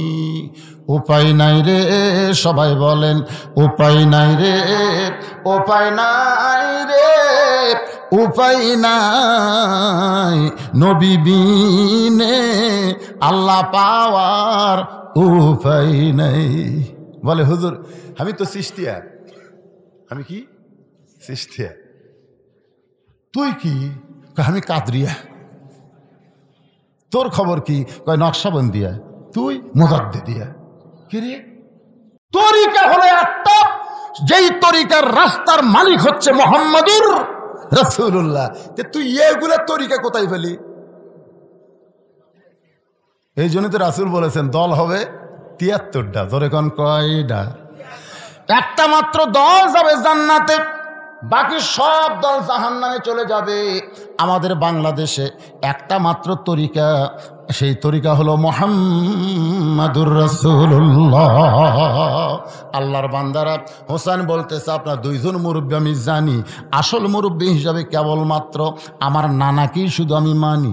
ওমর ফারুক বলে, হোসেন তুমি কি বলবার চাও? হোসেন বলতেছে, তাহলে একটু মনোযোগ দিয়ে শোনেন। আজ কয়েকদিন আগে আমি স্বপ্নে দেখেছি আমার নানা ঘরের মধ্যে আরাম করতেছে। আমি হোসাইন নানার কাছে গিয়ে দরজায় ঠোকা মারতে, নানা ঘরের ভিতর থেকে বলতেছে, হোসাইন এখন দরজা খুলতে পারবো না ভাই, আমি জান্নাতের মধ্যে আরাম করতেছি। আমি হোসাইন চমকে গেলাম, ভাঙ্গা ঘরের মধ্যে নানা কথা বলে, আর সেই নানা জান্নাতে কেমনে আরাম করে? দরজা না খুললে কি হবে? জানালার পাল্লা দিয়ে ভিতর দিকে তাকায় দেখি আমার নানি উরাতকে বালিশ বানায় দিয়েছে, সেই উরাতের ওপরে আমার নানা মাথা দিয়ে শুয়ে আছে, আমার নানি চুলের মধ্যে হাত দিয়ে বিলকি করতেছে। আমি রাগ করে বললাম, নানা ভাই, নানির উরাতকে বালিশ বানিয়ে শুয়ে থাকলে কি জান্নাতে থাকা যায়? আল্লাহর নবী বলে, হোসাইন রে তুই ছোট্ট মানুষ, তুই বুঝবি না, তুই বুঝবি না। তোর নানির মতন বউ যদি কেউ ঘরে পায়, ওই ঘরটা আল্লাহর জান্নাত হয়ে যায়। আমি তখন থেকে সিদ্ধান্ত নিয়েছি, বিয়ে যদি করা লাগে আমার নানা যেরকম বিয়ে করছে সেই বিয়ে করব। যে নানির কারণে ভাঙ্গা ঘর যদি জান্নাত হয়, তাহলে আমি তো এখনো বিয়ে করিনি, বিয়ে করলে নানার মতোই বিয়ে করব, যেন আমার ভাঙ্গা ঘরটা আল্লাহ বইয়ের কারণে জান্নাত বানায় দেয়। সুবহানাল্লাহ কন্যা কেন? বইয়ের কারণে কিন্তু ঘর জান্নাত হয়, জাহান্নাম হয়। আপনি এশার নামাজ পড়ে বাড়িতে গেলেন, নিয়ত করতেছেন আমি তো এশার নামাজ মসজিদে পড়লাম, আমার বউ এশার নামাজ পড়ে হয়তো কোরআন শরীফ পড়তেছে, কিন্তু ঘরের মধ্যে পা দিয়ে দেখতেছেন হিন্দুদের পূজার বাদে লোল করে বাঁচতেছে। কে রে? আমি সামনে কাতারে নামাজ পড়লাম আর আমার ঘরে পূজার বাদ্য কেন? যেই মাত্র ঢুকছেন দেখেন আপনার বউ রিমোট কন্ট্রোল নিয়ে স্টার জলসা দেখতেছে, আর স্টার জলসা দেখার কারণে ওই ভারতের হিন্দুর নাটকের পূজার বাদ্য হরি হরি রাম রাম রাম রাম আপনার ঘরের মধ্যে বাজতেছে। এখন আপনারা বলেন, আপনার ঘরে কি জান্নাত না জাহান্নাম? কথা বলেন না কেন, জান্নাত না জাহান্নাম? তাহলে এখন আপনি কি করবেন? ঘর যদি জান্নাত করবার চান, হয় বউ পাল্টান লাগবে, আর কথা কয় না। এই যে কয়টা স্যাটেলাইটের মাধ্যমে আমার আওয়াজ শুনতেছে, ওরা কি কবি? জুয়ানপুরের সেক্রেটারি তোরা বলবি, খবরদার এই বক্তা জানের এই মঞ্চে না আসে। দরকার হলে ওরা স্বামী ছাড়বি, কিন্তু স্টার জলসা ছাড়বি না। কথা কর না কেন ভাইরে, কথা কর না কেন?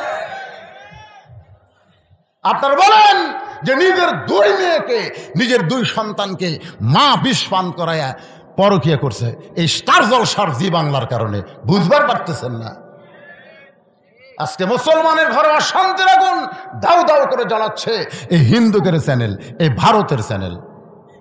খালি বিশ্বাস না হয় একদিন আপনার বউকে বলবেন আজ থেকে স্টার জলসা দেখা চলবি না। আপনার বউ লব উল্টা বলবি তোর মতন বুড়া দামানো আমার স্বামী দরকার নেই, আমি আর একটু চলে গেলাম। লাইন আগে থেকে করা আছে।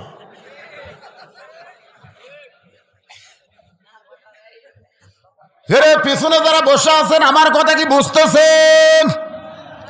হোসাইন বাবার কাছে গিয়ে বলে, বাবা মেহেরবানি করে বলেন তো আমার মা আপনার কেমন বউ, আমার মা আপনার কেমন বউ। হতালির চোখ দিয়ে দর দর করে পানি পড়তেছে। সুবহানাল্লাহ খান। হোসেন বলে, বাবা আপনি যেমন আমার মাকে বিয়ে করে আপনার ভাঙ্গা ঘরকে জান্নাত পাইছেন, শুধু জান্নাত পান নাই, আমার মা হলো খাতুনি জান্নাত। ও বাবা আমার নানা যেমন বিয়ে করছে আমার নানি, ভাঙ্গা ঘর আল্লাহ জান্নাত বানায় দিছে। ভাবিয়া করিও কাজ, করিয়া ভাবিও না। আমি এখনো বিয়ে করিনি বাবা, বিয়ে করার আগে দেখে শোনা বিবাহ করতে। ওমর ফারুক বলে, হোসাইন আমি যে মেয়ের ঘটকালি করতেছি এই মেয়েটা অত্যন্ত ভালো বাবা, এই মেয়েটা অত্যন্ত ভালো। ওমর ফারুকের মুখের দিকে তাকায় হোসেন বলতেছে, আপনি মনে কষ্ট নিয়েন না, আপনার ভালো হলে চলবে না, আমার হওয়া লাগবে। বিয়ে কি আপনি করবেন না আমি করব? বলে তোমার সঙ্গী ঘটকালি করতেছি, তাহলে আপনি ভালো বললে হবে না, আমার ভালো বলতে হবে। ওমর ফারুক বলে, হোসাইন তুমি কেমনে মেয়েটাকে খারাপ বলতেছো? ওমর ফারুকের দিকে তাকায় হোসেন বলে, আমি মেয়েটাকে খারাপ বলতেছি না, তবে আমি সিদ্ধান্ত নিয়েছি যেই মেয়ে আমার 3টা প্রশ্নের উত্তর দিবার পারবে আমি সেই মেয়েকে বিবাহ। যে মেয়ে আমার কয় প্রশ্ন? 3টি প্রশ্নের উত্তর দিবার পারবে আমি সেই মেয়েকে বিয়ে করতে চাই। ওমর ফারুক বলে, হোসাইন তুমি যে 3টা প্রশ্ন করবে বাবা সেই প্রশ্নগুলো কি কি? হোসাইন বলতেছে, আমি কি পাগল নাকি? আমি যাকে প্রশ্ন করব তার সামনেই প্রশ্ন আউট হবে, অন্য কারো সামনে প্রশ্ন আউট করব না। ওমর ফারুক বলে, আলী রে রাসূল বলেছেন আনা মাদিনাতুল ইলমি ওয়া আলী বাবুহা, আমি হচ্ছে এলেমের শহর, আলী হচ্ছে তার দরওয়াজা। তুমি এত বড় জ্ঞানী ব্যক্তি, বলো তো হোসেন যে 3টা প্রশ্ন করবে এ সম্পর্কে তোমার ধারণা কি? আলী বলতেছে, জীবনের প্রথম শুনলাম। সুবহানাল্লাহ খান। হোসাইন যে 3টা প্রশ্ন করে বিয়ে করবে এইটা আমি বাবাও কোনোদিন জানতে পারি নাই। ওমর ফারুক বলতেছে, আলী রে আমার ঘটকালি আল্লাহ কবুল করে নাই। কানতে কানতে মেয়েটার ঘরের দরজায়, মা আমার আব্দুল্লাহকে স্বামী বলে স্বীকার কর মা, তোর দুনিয়াও শান্তি আখেরাতেও শান্তি হবে। মেয়েটা বলতেছে, একটা বারের জন্য আপনি বলেন আব্দুল্লাহ ভালো, আব্দুল্লাহ ভালো, হোসেন চাইতে আব্দুল্লাহ ভালো, আমার কোনো আপত্তি নাই, কিন্তু আব্দুল্লাহর চাইতে যদি হোসাইন ভালো হয় তাহলে আমি আপত্তি জানাই। ওমর ফারুক বলতেছে, মা আমার আব্দুল্লাহর চাইতে হোসাইন 100 গুণ 200 গুণ ভালো হতে পারে, কিন্তু হোসাইন তো তেমন একজন ছেলে না যে তুমি বিয়ে বসবার চাইলেই তোমারে বিয়ে করবে, বরং যাকে বিয়ে করবে তাকে 3টা প্রশ্ন করবে, উত্তর দিবার পারলে বিয়া, নসেদ বিয়া করবে না। যেই প্রশ্ন আমি জীবনেও শুনি নাই, তার বাপও জীবনের জানে না, তাহলে তুমি কেমনে উত্তর দিবা? মেয়েটা ঘরের ভিতর থেকে বলে, ইয়া আমিরাল মুমিনিন, হোসেন কি 3টা প্রশ্ন করবে আমি জানি না, তবে আমার ঈমান বলতেছে আমি না পারলেও আমার আল্লাহ পারাবে। সবচাইতে সুন্দর আমল লিয়াবলুয়াকুম আইয়ুকুম আহসানু আমালান, সবচাইতে সুন্দর আমল হলো ঈমানের বলে বলিয়ান হয়ে কেউ না পারলেও আল্লাহ পারবে বিশ্বাস করা। সুবহানাল্লাহ কন্যা। আপনাকে ঈমান কি কয়? একজন আমাকে বলতে, হুজুর যতই ওয়াজ করেন, যতদিন বেঁচে আছে ওই চেয়ার ছাড়বি না, আপনি যতই ওয়াজ করেন। আমি বললাম, তোর ঈমান কি কয়? আমার ঈমান এটা কয়। হাই রে পাগল রে। তো ইজ্জমান তাশা তো জিল্লামান তাশা বিয়াদিকাল খায়র ইন্নাকা আলা কুল্লি শাইইন কাদির। সম্মান দিয়া চেয়ারত বসানোর মালিককে, আবার ঘাট ধরে নামানোর মালিককে, ভালো মন্দর মালিককে, সমস্ত ক্ষমতার মালিককে। আপনাকে ঈমান কি কয়?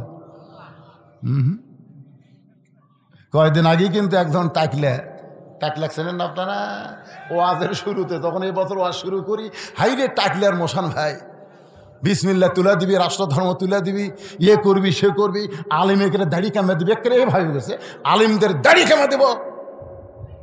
আমরা কইলাম আল্লাহ বর্তমান তো আন্দোলন করার কোনো রাস্তা নেই, মিছিল করলি পুলিশ আগে হামাকে ধরবি ভাই, দরকার নেই। গোপনে আমরা আল্লাহ বললাম আল্লাহ আল্লাহ দুনিয়ার সব আদালত নষ্ট হয়ে গেলে তোমার আদালতে তো কিছু বিচার আছে। আল্লাহ এমন বিচার করলেন ভাই, বাংলাদেশ থেকে পুলে ক্যানাডাত গেল, ক্যানাডা মারলো লাত্তি, দুবাই যে পড়লো, দুবাই 1 লাত্তি মারছে, আবার বাংলাদেশ বিমানবন্দর ফিরে যাচ্ছে।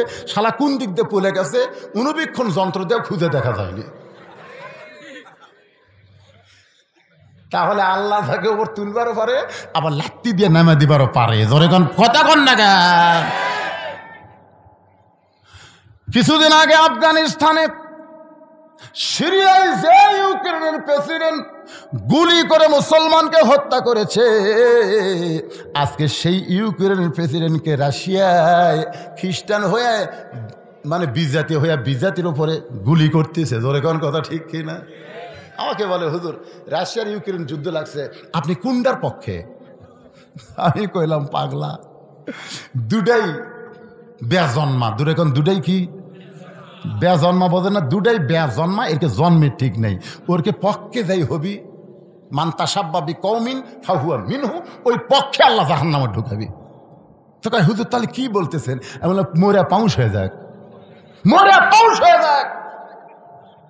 এখন আবার শুনতেছি আমেরিকা নাকি চীনের উপর হুমকি মারতেছে, মারুক শালা, ওরা মেরা মেরা ওরা পাউস হবে, মাঝখানতে আমরা গোটা পৃথিবী ফাঁকা পেয়ে যাবো। জোরে কর কথা ঠিক না?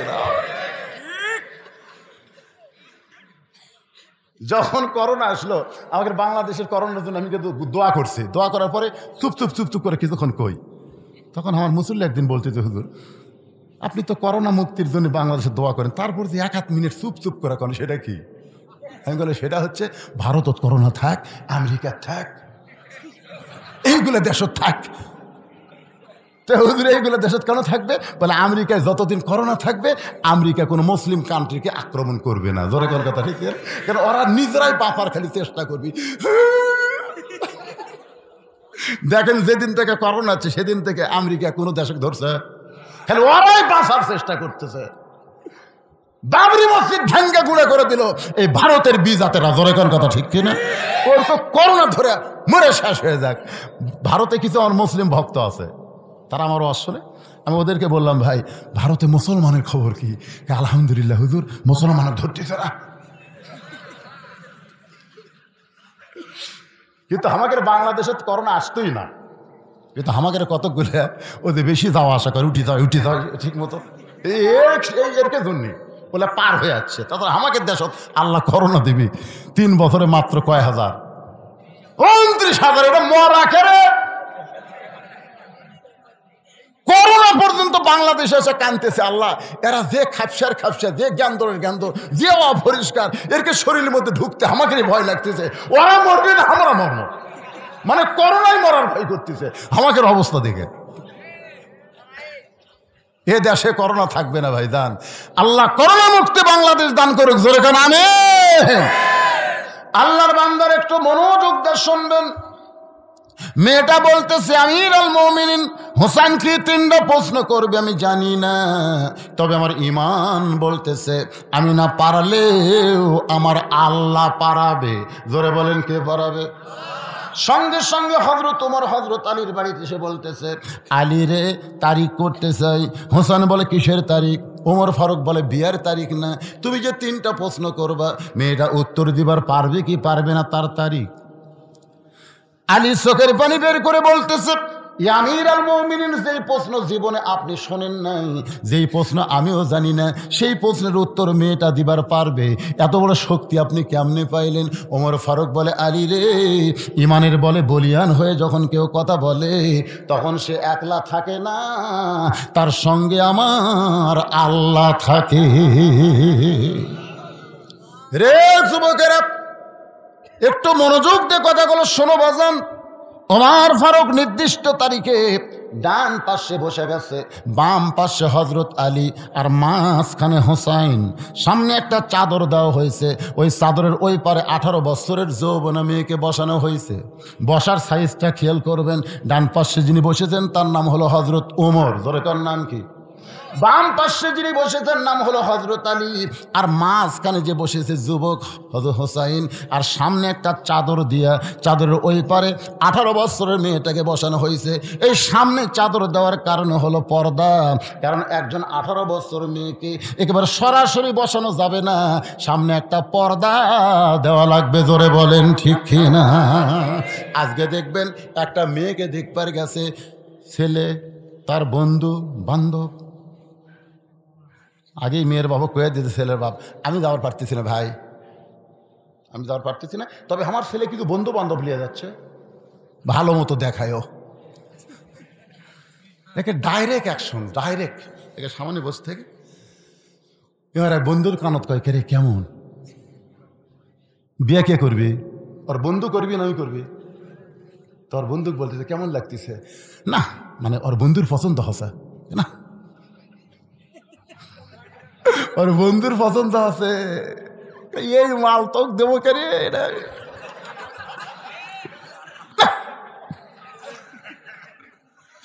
লাভ হলো না। এই মেয়ে কিন্তু দেখ একটা জিনিস খুব খারাপ খেয়াল করছে, মিশে একটু অসত্য কথা বলবে, ওই তো আর বিয়ে করে কিছুদিন পরে সে এই ছেলের সাথে বিয়ে দিবেন, হিরোইন খায়, মাঝে মাঝে হিরোইন খায়, ওই বন্ধুর দোষ ধরতেছে, হিরোইন খায়। মেয়ের বাপ কইছে বাচ্চি বাবা তাহলে তুমি করো, ওই বিয়ে করে হয়েছে না। ঘটনা সত্য, এরকম ঘটনা ঘটছে। বন্ধু বান্ধব নিয়ে মেয়ে দেখা যাবে না, কেবলমাত্র ছেলে দেখতে হবে। জোরে কোন কথা ঠিক? এমনকি ছেলের বাপও জায়েজ নাই, ছেলের বাপও জায়েজ নেই। আমার এলাকার এক বাপ 30-35টা দেখছে, দেখে আমার কয় হুজুর এত দেখতেছি। আমি বললাম কি দেখতেছে ভাই? হচ্ছে না হুজুর, পছন্দ হচ্ছে না। আমি বললাম কেমনে দেখো? লাড়া ছেড়ে দেখি। আমি মনে মনে কই তুই বেটার বউ দেখবার যায় লাড়িয়ে ছাড়িস, তুই লুচ্চা হয়ে গেছো, তোর জীবনেও পছন্দ হবি না। জোরে কোন কথা ঠিক কিনা? দেখেন বসার সাইজটা কেমন, ইসলাম কি বলে? রে মায়েরা যারা পর্দার অন্তরালে একটু মনোযোগ দিয়ে শোনেন। ডান পাশে হযরত ওমর, বাম পাশে হযরত আলী, মাঝখানে হোসেন, সামনে চাদর, চাদরের ওই পারে 18 বছরের যৌবনা মেয়েটা বসে গেছে। এমন সময় হযরত ওমর বলে, হোসাইন এখন তুমি প্রশ্ন শুরু করো। এবার হোসাইন দাঁড়িয়ে বলতেছে, রে মেয়ে তুমি একা একা বসে আছো, তাই বলে মনে করো না তুমি একলা হয়ে গেছো, বরং আমি হোসাইন বড় একা হয়েছি। ওমর ফারুক বলে, হোসাইন তোমার ডান পাশে আমি বসে আছি, বাম পাশে তোমার বাবা, এরপরে তুমি একা কেমনে হলা? হোসেন বলে, রে মেয়ে আমার দুই পাশে দুইজন মহামানব দেহ নিয়ে বসে আছে, কিন্তু এই দুই মহামানব মনে মনে মনে মনে তোমার পক্ষ নিয়েছে। নির্বাচন কমিশনার নিরপেক্ষ আসনে বসে আছেন। বর্তমান বাংলাদেশে নির্বাচন কমিশনার নাই, নিরপেক্ষ আসনে বসে আছে। নিরপেক্ষ উনি খালি দেহলিয়া সিয়ারত বসে আছে, আর মনে মনে একটা দলের পক্ষে আছে। ওই দিনের ভোট রাতত করবি, তারপরেও বলবি নির্বাচন সুষ্ঠু হয়ে গেছে, চাপাত খালি জুতের বাড়ি। হ্যাঁ, নিরপেক্ষ। আপনারা বলেন তো হযরত ওমর কার পক্ষে? এ কথা কন না কেন, কার পক্ষে? তারপরে হযরত আলী কার পক্ষে? বুঝতে পারতেছেন না? কিন্তু বসে আছে কোন পক্ষে? তার মানে বোঝা গেল শুধু দেহ নিয়ে বসে থাকলে হবে না, মনটাও সঙ্গে রাখা লাগবে।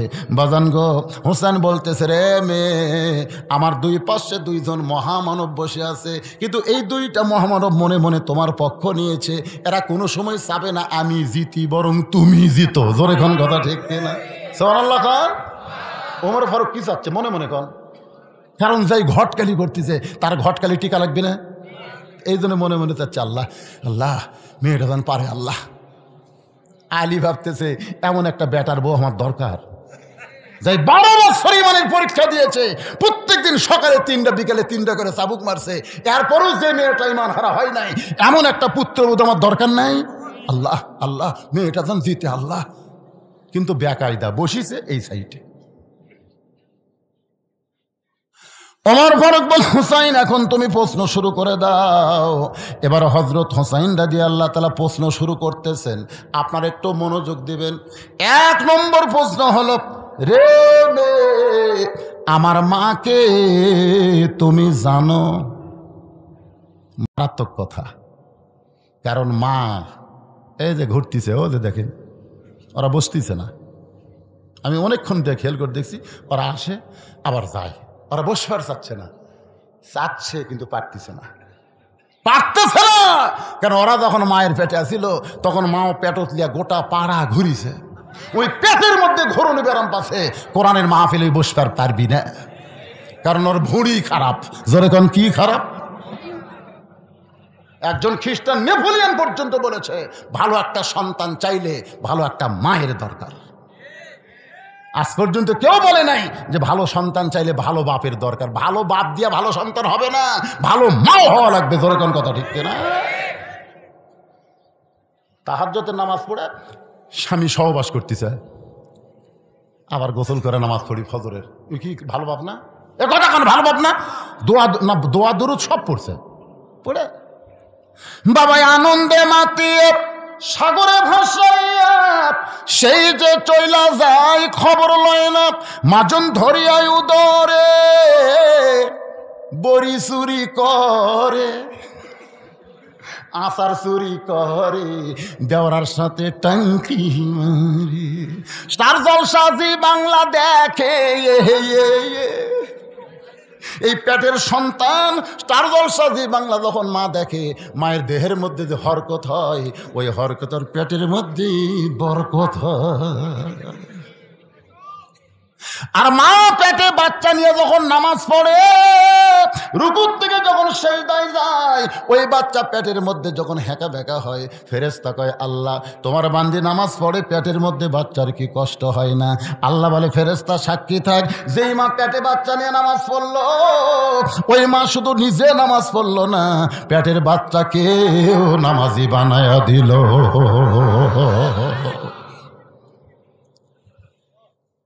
বাজান, আজকে সব ছেলে এক মানের হয় না কেন?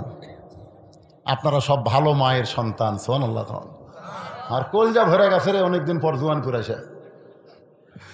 11:25 বাজতেছে, যখন উঠছি তখন কিন্তু 10টা বাজেনি। 10টা বাজছে? 10টা বাজে নাই। 9:45টার সময় উঠে এখন 11:25 বাজতেছে, 1 ঘন্টা 45 মিনিটের মতন আলোচনা চলতেছে।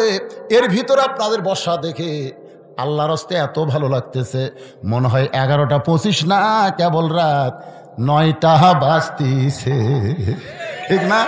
মাঝখান থেকে 2-1 টোটা বসা করতেছে, করুক, অসুবিধা নেই। কারণ সবাইকে এক, অনেকে আছে যাদের এই পেশাব কন্ট্রোল করার যন্ত্র খুবই দুর্বল।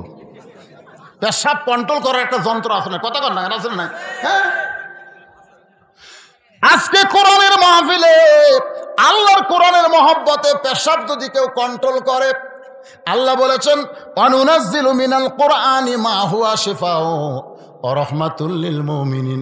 যারা আল্লাহকে বিশ্বাস করেছে, শোনো, এই কোরআনের মহব্বতে ঘন্টার পর ঘন্টা পেশাব কন্ট্রোল করে যদি বসে থাকতে পারো, কোরআন যাবতীয় রোগের ঔষধ হিসাবে আমি আল্লাহ নাজিল করেছি। পেশাব জাতীয় যত ব্যারাম আল্লাহ সব ভালো করে দিবে। আর সামান্য পেশাব লাগার কারণে যায় যা,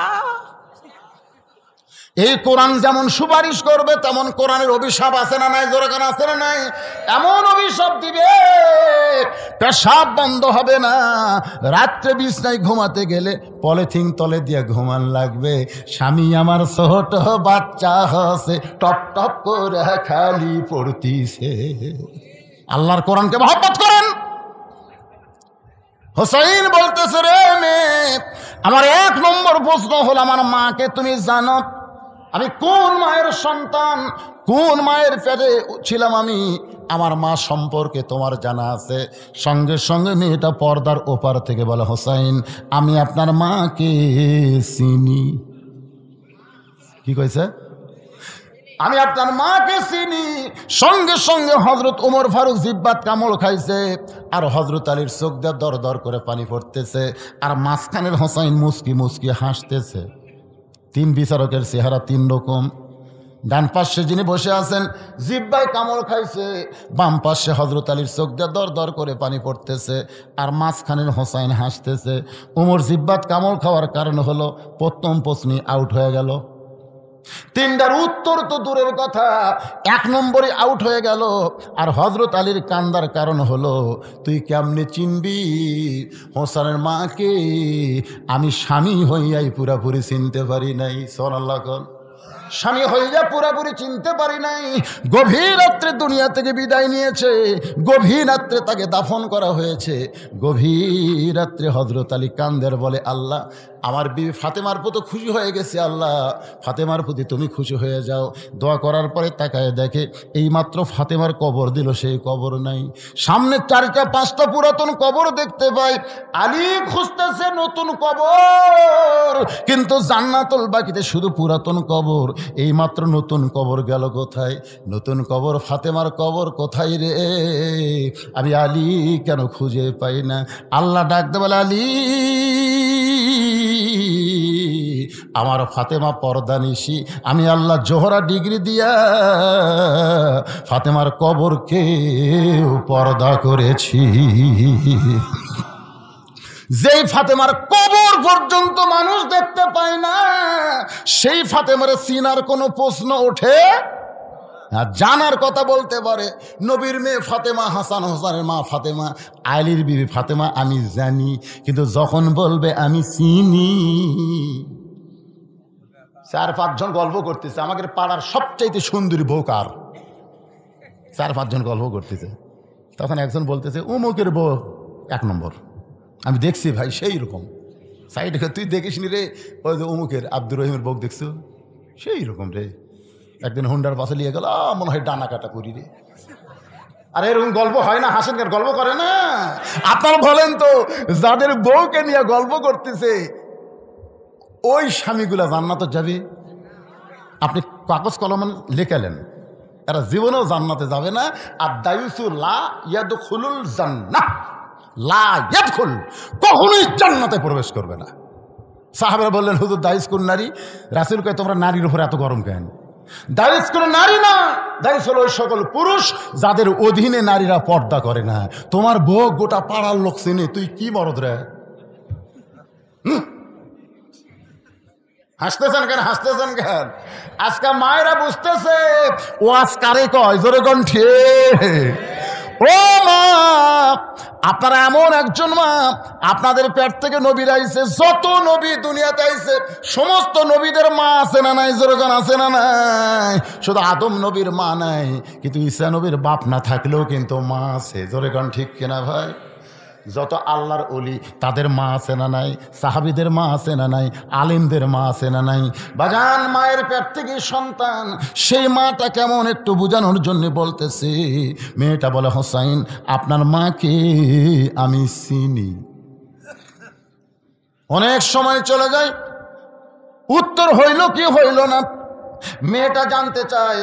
ওমর ফারুক বলতেছেন, মা কেমনে হবে? হোসেন প্রশ্ন করেছে, আমার মাকে জানো? আর তুমি উত্তর দিলে চিনি, তুমি কেমনে চিনবা? সঙ্গে সঙ্গে মেয়েটা বলে, হোসাইন আপনার মায়ের চোখের ভুরু জোড়া ছিল, আপনার মায়ের বাম গালে কালো একটা তিল ছিল, থুতনির তলে লাল একটা দাগ ছিল। সঙ্গে সঙ্গে আলী চিল্লায় বলে, মা যা বলছিস বলছিস মা, আর বলিস না, আর বলিস না। এই 3 জনের মধ্যে একজন পরপুরুষ আছে। যা বলছিস বলছিস মা, আর বলিস না। আমরা 3 জনের মধ্যে একজন পরপুরুষ আছে, আর পরপুরুষের সামনে আর বেশি বলা যায় না। আপনারা বলেন তো 3 জনের মধ্যে পরপুরুষকে? হযরত ওমর সম্পর্কে রাসূল বলেছেন, আমার পরে কেউ নবী হলে লাউকানা ওমর। নবুয়তের দরজা বন্ধ হয়েছে বলে ওমর নবী হওয়ার পারে নাই, তবে নবী হওয়ার সব যোগ্যতা আল্লাহ ওমরকে দিয়েছে। সেই ওমর যদি পরপুরুষ হয়, তাহলে মুরিদের বইয়ের কাছে পীর কোন পুরুষ? জোরে কোন, মুরিদের বইয়ের কাছে পীর সাহেব কোন পুরুষ? আপনার এলাকায় পীর মুরিদি নাই নাকি?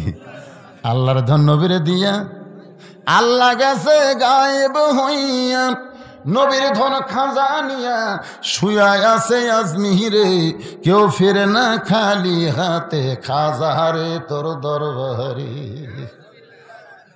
হঠাৎ চিল্লায় বলে, মা তুমি কেমনে বললে হোসেনের মায়ের চোখের ভুরু জোড়া ছিল? কারণ এটা আমি বলতে পারি, আমার বউ হওয়ার কারণে।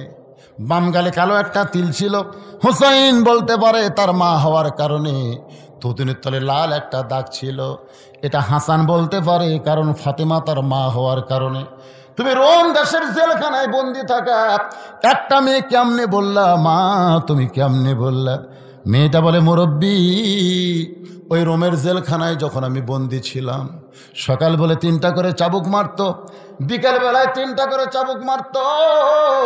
ওয়ালা নাবুলু ওয়ান্নাকুম বিশাইইম মিনাল খাউফি ওয়াল জুই ওয়া নাকসিম মিনাল আমওয়ালি ওয়াল আনফুসি ওয়াস সামারাতি ওয়া বাশশিরিস সাবিরিন। আমি বলতাম, আল্লাহ এত নির্যাতন, তুমি আছো আসমানে, নবী আছে মদিনায়, এই রোমের জেলখানায় এত নির্যাতন করে গো আল্লাহ, শুধু তোমার ঈমান গ্রহণ করা অপরাধে আমার কি দুনিয়াতে কোনো শান্তি নাই? মেয়েটা বলে, হোসাইন এমন কথা বলে কানতে কানতে আমি যখন বেহুশ হয়ে পড়ে যেতাম, ওই বেহুশ অবস্থায় একদিন আমি দেখি আমার শিয়রের পাশে নূরের একটা পুতুলি বসে বসে কাঁদতেছে। আমি বললাম, কে গো আপনি? জান্নাতের হরি না বেহেশত করে কে কান্দেন গো? আমার মাথায় হাত দে বলে, মা আমি জান্নাতের পরিও না বেহেশতের হরিও না, আমি হলাম জগৎ বিখ্যাত মা ফাতেমা। জান্নাতুল বাকি থেকে আমি তোমার রোমের জেলখানায় তোমার সান্ত্বনা দিবার আইছি। মেয়েটা কান্দার বলে, হোসাইন আমি তখন আপনার মায়ের মুখের দিকে তাকাই দেখি, চোখের ভুরু জোড়া দেখতে পাই, মামগালে কালো একটা তিল দেখেছি, থুতুনির তলে লাল একটা দাগ দেখতে পাই। হোসাইন কান্দার বলে, রে মেয়ে, 1 নম্বর প্রশ্নের উত্তর যেমন আশা করেছিলাম, তুমি তার চাইতে 100 গুণ সুন্দর দিয়েছ। ওমর ফারুক বলে, আলী ভাই আমার ঘটকালি আল্লাহ কবুল করেছে। হোসেন বলে, এত সহজ নয়, কারণ 3টা প্রশ্নের উত্তর না দিলে তো আমি বিয়ে করব না। একটা প্রশ্ন সবাই পারতে পারে, কিন্তু 2 নম্বর 3 নম্বর সবাই পারবে না। আমরা যখন কবরে যাব, হিন্দু বলেন, বৌদ্ধ বলেন, খ্রিস্টান বলেন, ইহুদি বলেন, 1 নম্বর প্রশ্ন করলে সবাই উত্তর দিবার পারবে। খেলার পরে হিন্দুরাও কিন্তু আল্লাহ কয়, জোরে কোন কয় কি কয় না? খেলার পরে হিন্দুরা খ্রিস্টানেরাও আল্লাহ কয়। এই জন্যে মান রব্বুকার উত্তর সবাই দিবার পারবে, কিন্তু কবরে যখন মুনকার নাকির বলবে অমা দিনুকা, তোমার ধর্ম কি, তখন কিন্তু হিন্দু পারবে না, ইহুদি পারবে না, শুধুমাত্র অমাইয়াবতাগি গায়রাল ইসলাম দীনান ফালা ইউকবালা মিনহু, কেবলমাত্র ইসলামকে গ্রহণ করা যারা মুসলমান তারাই 2 নম্বর উত্তর দিবার পারবে। মুসলমান ছাড়া এই 2 নম্বর প্রশ্নের উত্তর কেউ দিবার পারবে না। যখন 3 নম্বর প্রশ্ন করবে আমার নাবিউকা, তখন কেবলমাত্র আখেরি পয়গম্বরের উম্মত যারা তারাই উত্তর দিবার পারবে, অন্য কেউ উত্তর দিবার পারবে না। তাহলে এই 3টা উত্তর দিবার গেলে 3টা পজিশন থাকা লাগবে, ধরে কোন কথা ঠিক কিনা? ওমর ফারুক বলে, হোসাইন তাহলে তুমি এখন 2 নম্বর প্রশ্ন করো।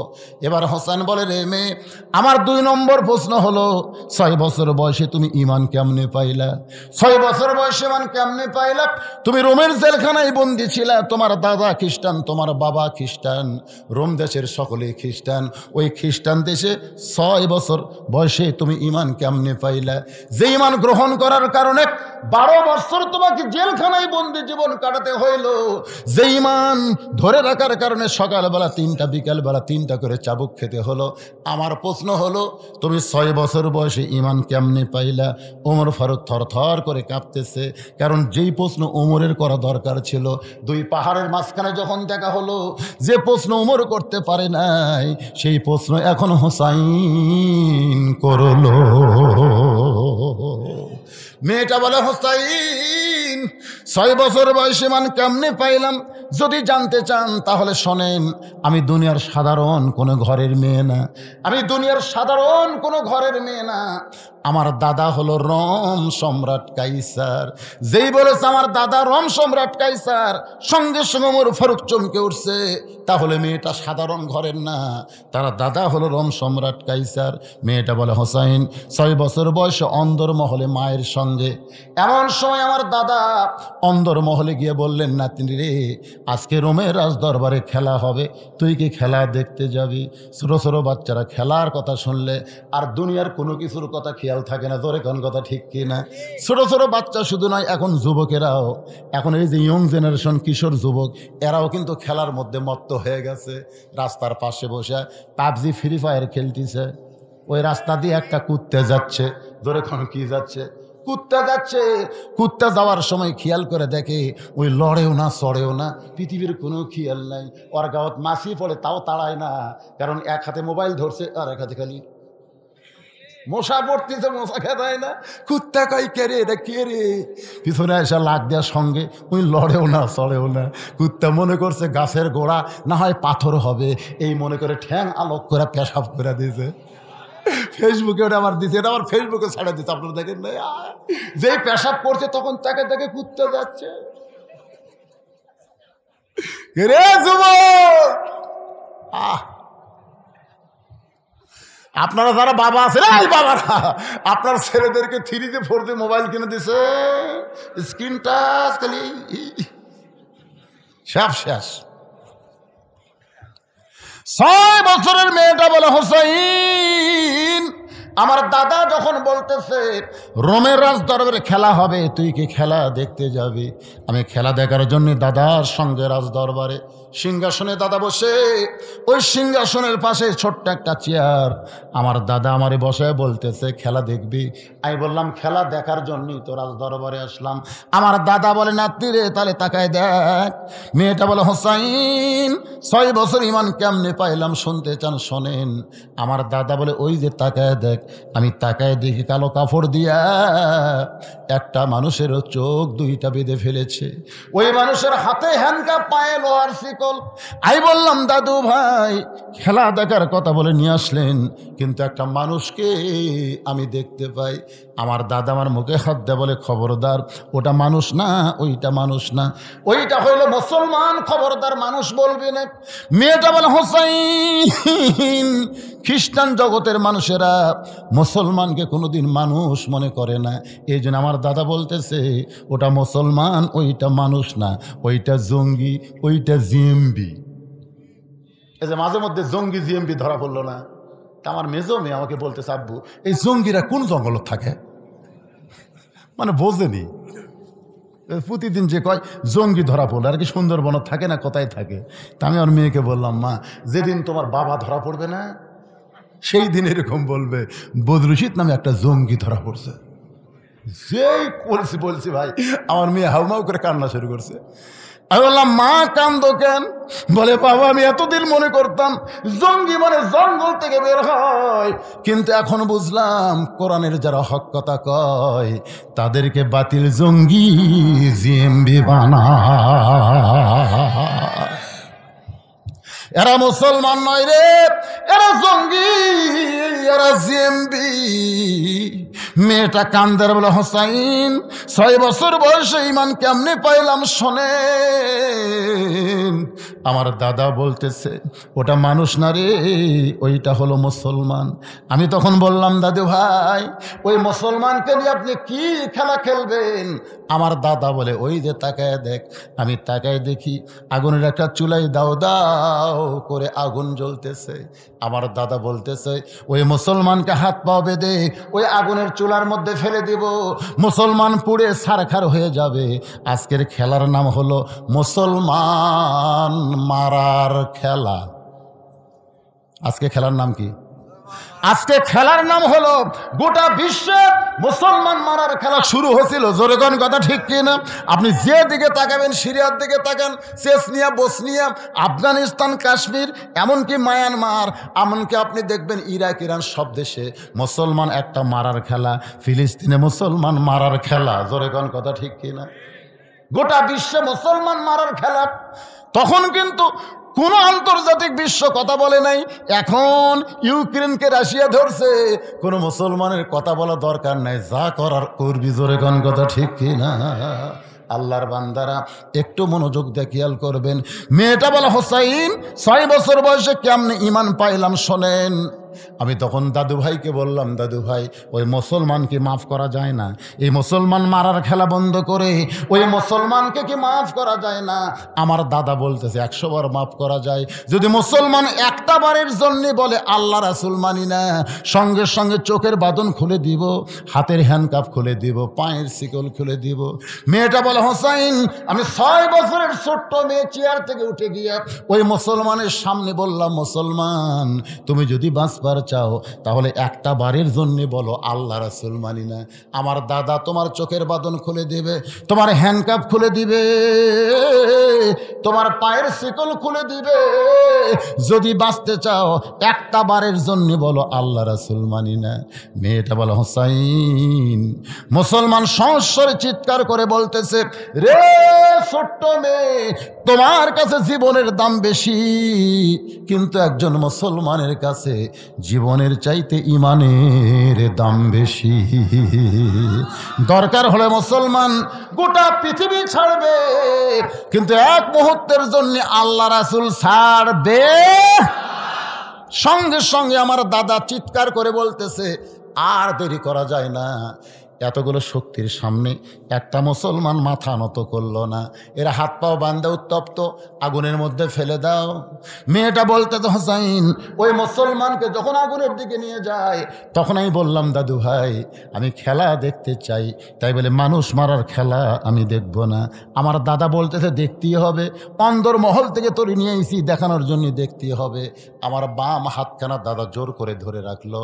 যখন মুসলমানকে আগুনের দিকে নিয়ে যাচ্ছে, আমি 2টা হাত দিয়ে আমি একটা জীবন্ত মানুষকে আগুনে পুড়ে ফেলবে দেখবো না বলে এভাবে 2টা হাত দিয়ে যখন আমার চোখ ঢেকে ফেলেছি, এমন সময় সুন্দর একটা বাণী, হোসাইন এত সুন্দর বাণী আমি জীবনে কোনোদিন শুনি নাই। সেই বাণীটা হলো লা ইলাহা ইল্লাল্লাহু মুহাম্মাদুর রাসূলুল্লাহ। মেয়েটা বলে, হোসাইন রে এই সুন্দর বাণী আমার কানের মধ্য দিয়ে আমার কলিজার মধ্যে ঢুকে যায়। আমি তখন দেখতে পাই, যদিও 2টা হাত আমার 2 চোখে, তারপরেও দেখতে পাই উত্তপ্ত আগুনের মধ্যে মুসলমানকে ফেলে দিচ্ছে, মুসলমানের খাঁচা আগুনের মধ্যে পড়তেছে, আর খাঁচার পাখিটা কে যেন ধরে সবুজ রঙের একটা বাগানে উড়াল দেয়। ওয়ালা তাকুলু লিমান ইউকতালু ফি সাবিলিল্লাহি আমওয়াতুন বাল আহইয়াউ ওয়ালাকিন লা তাশউরুন।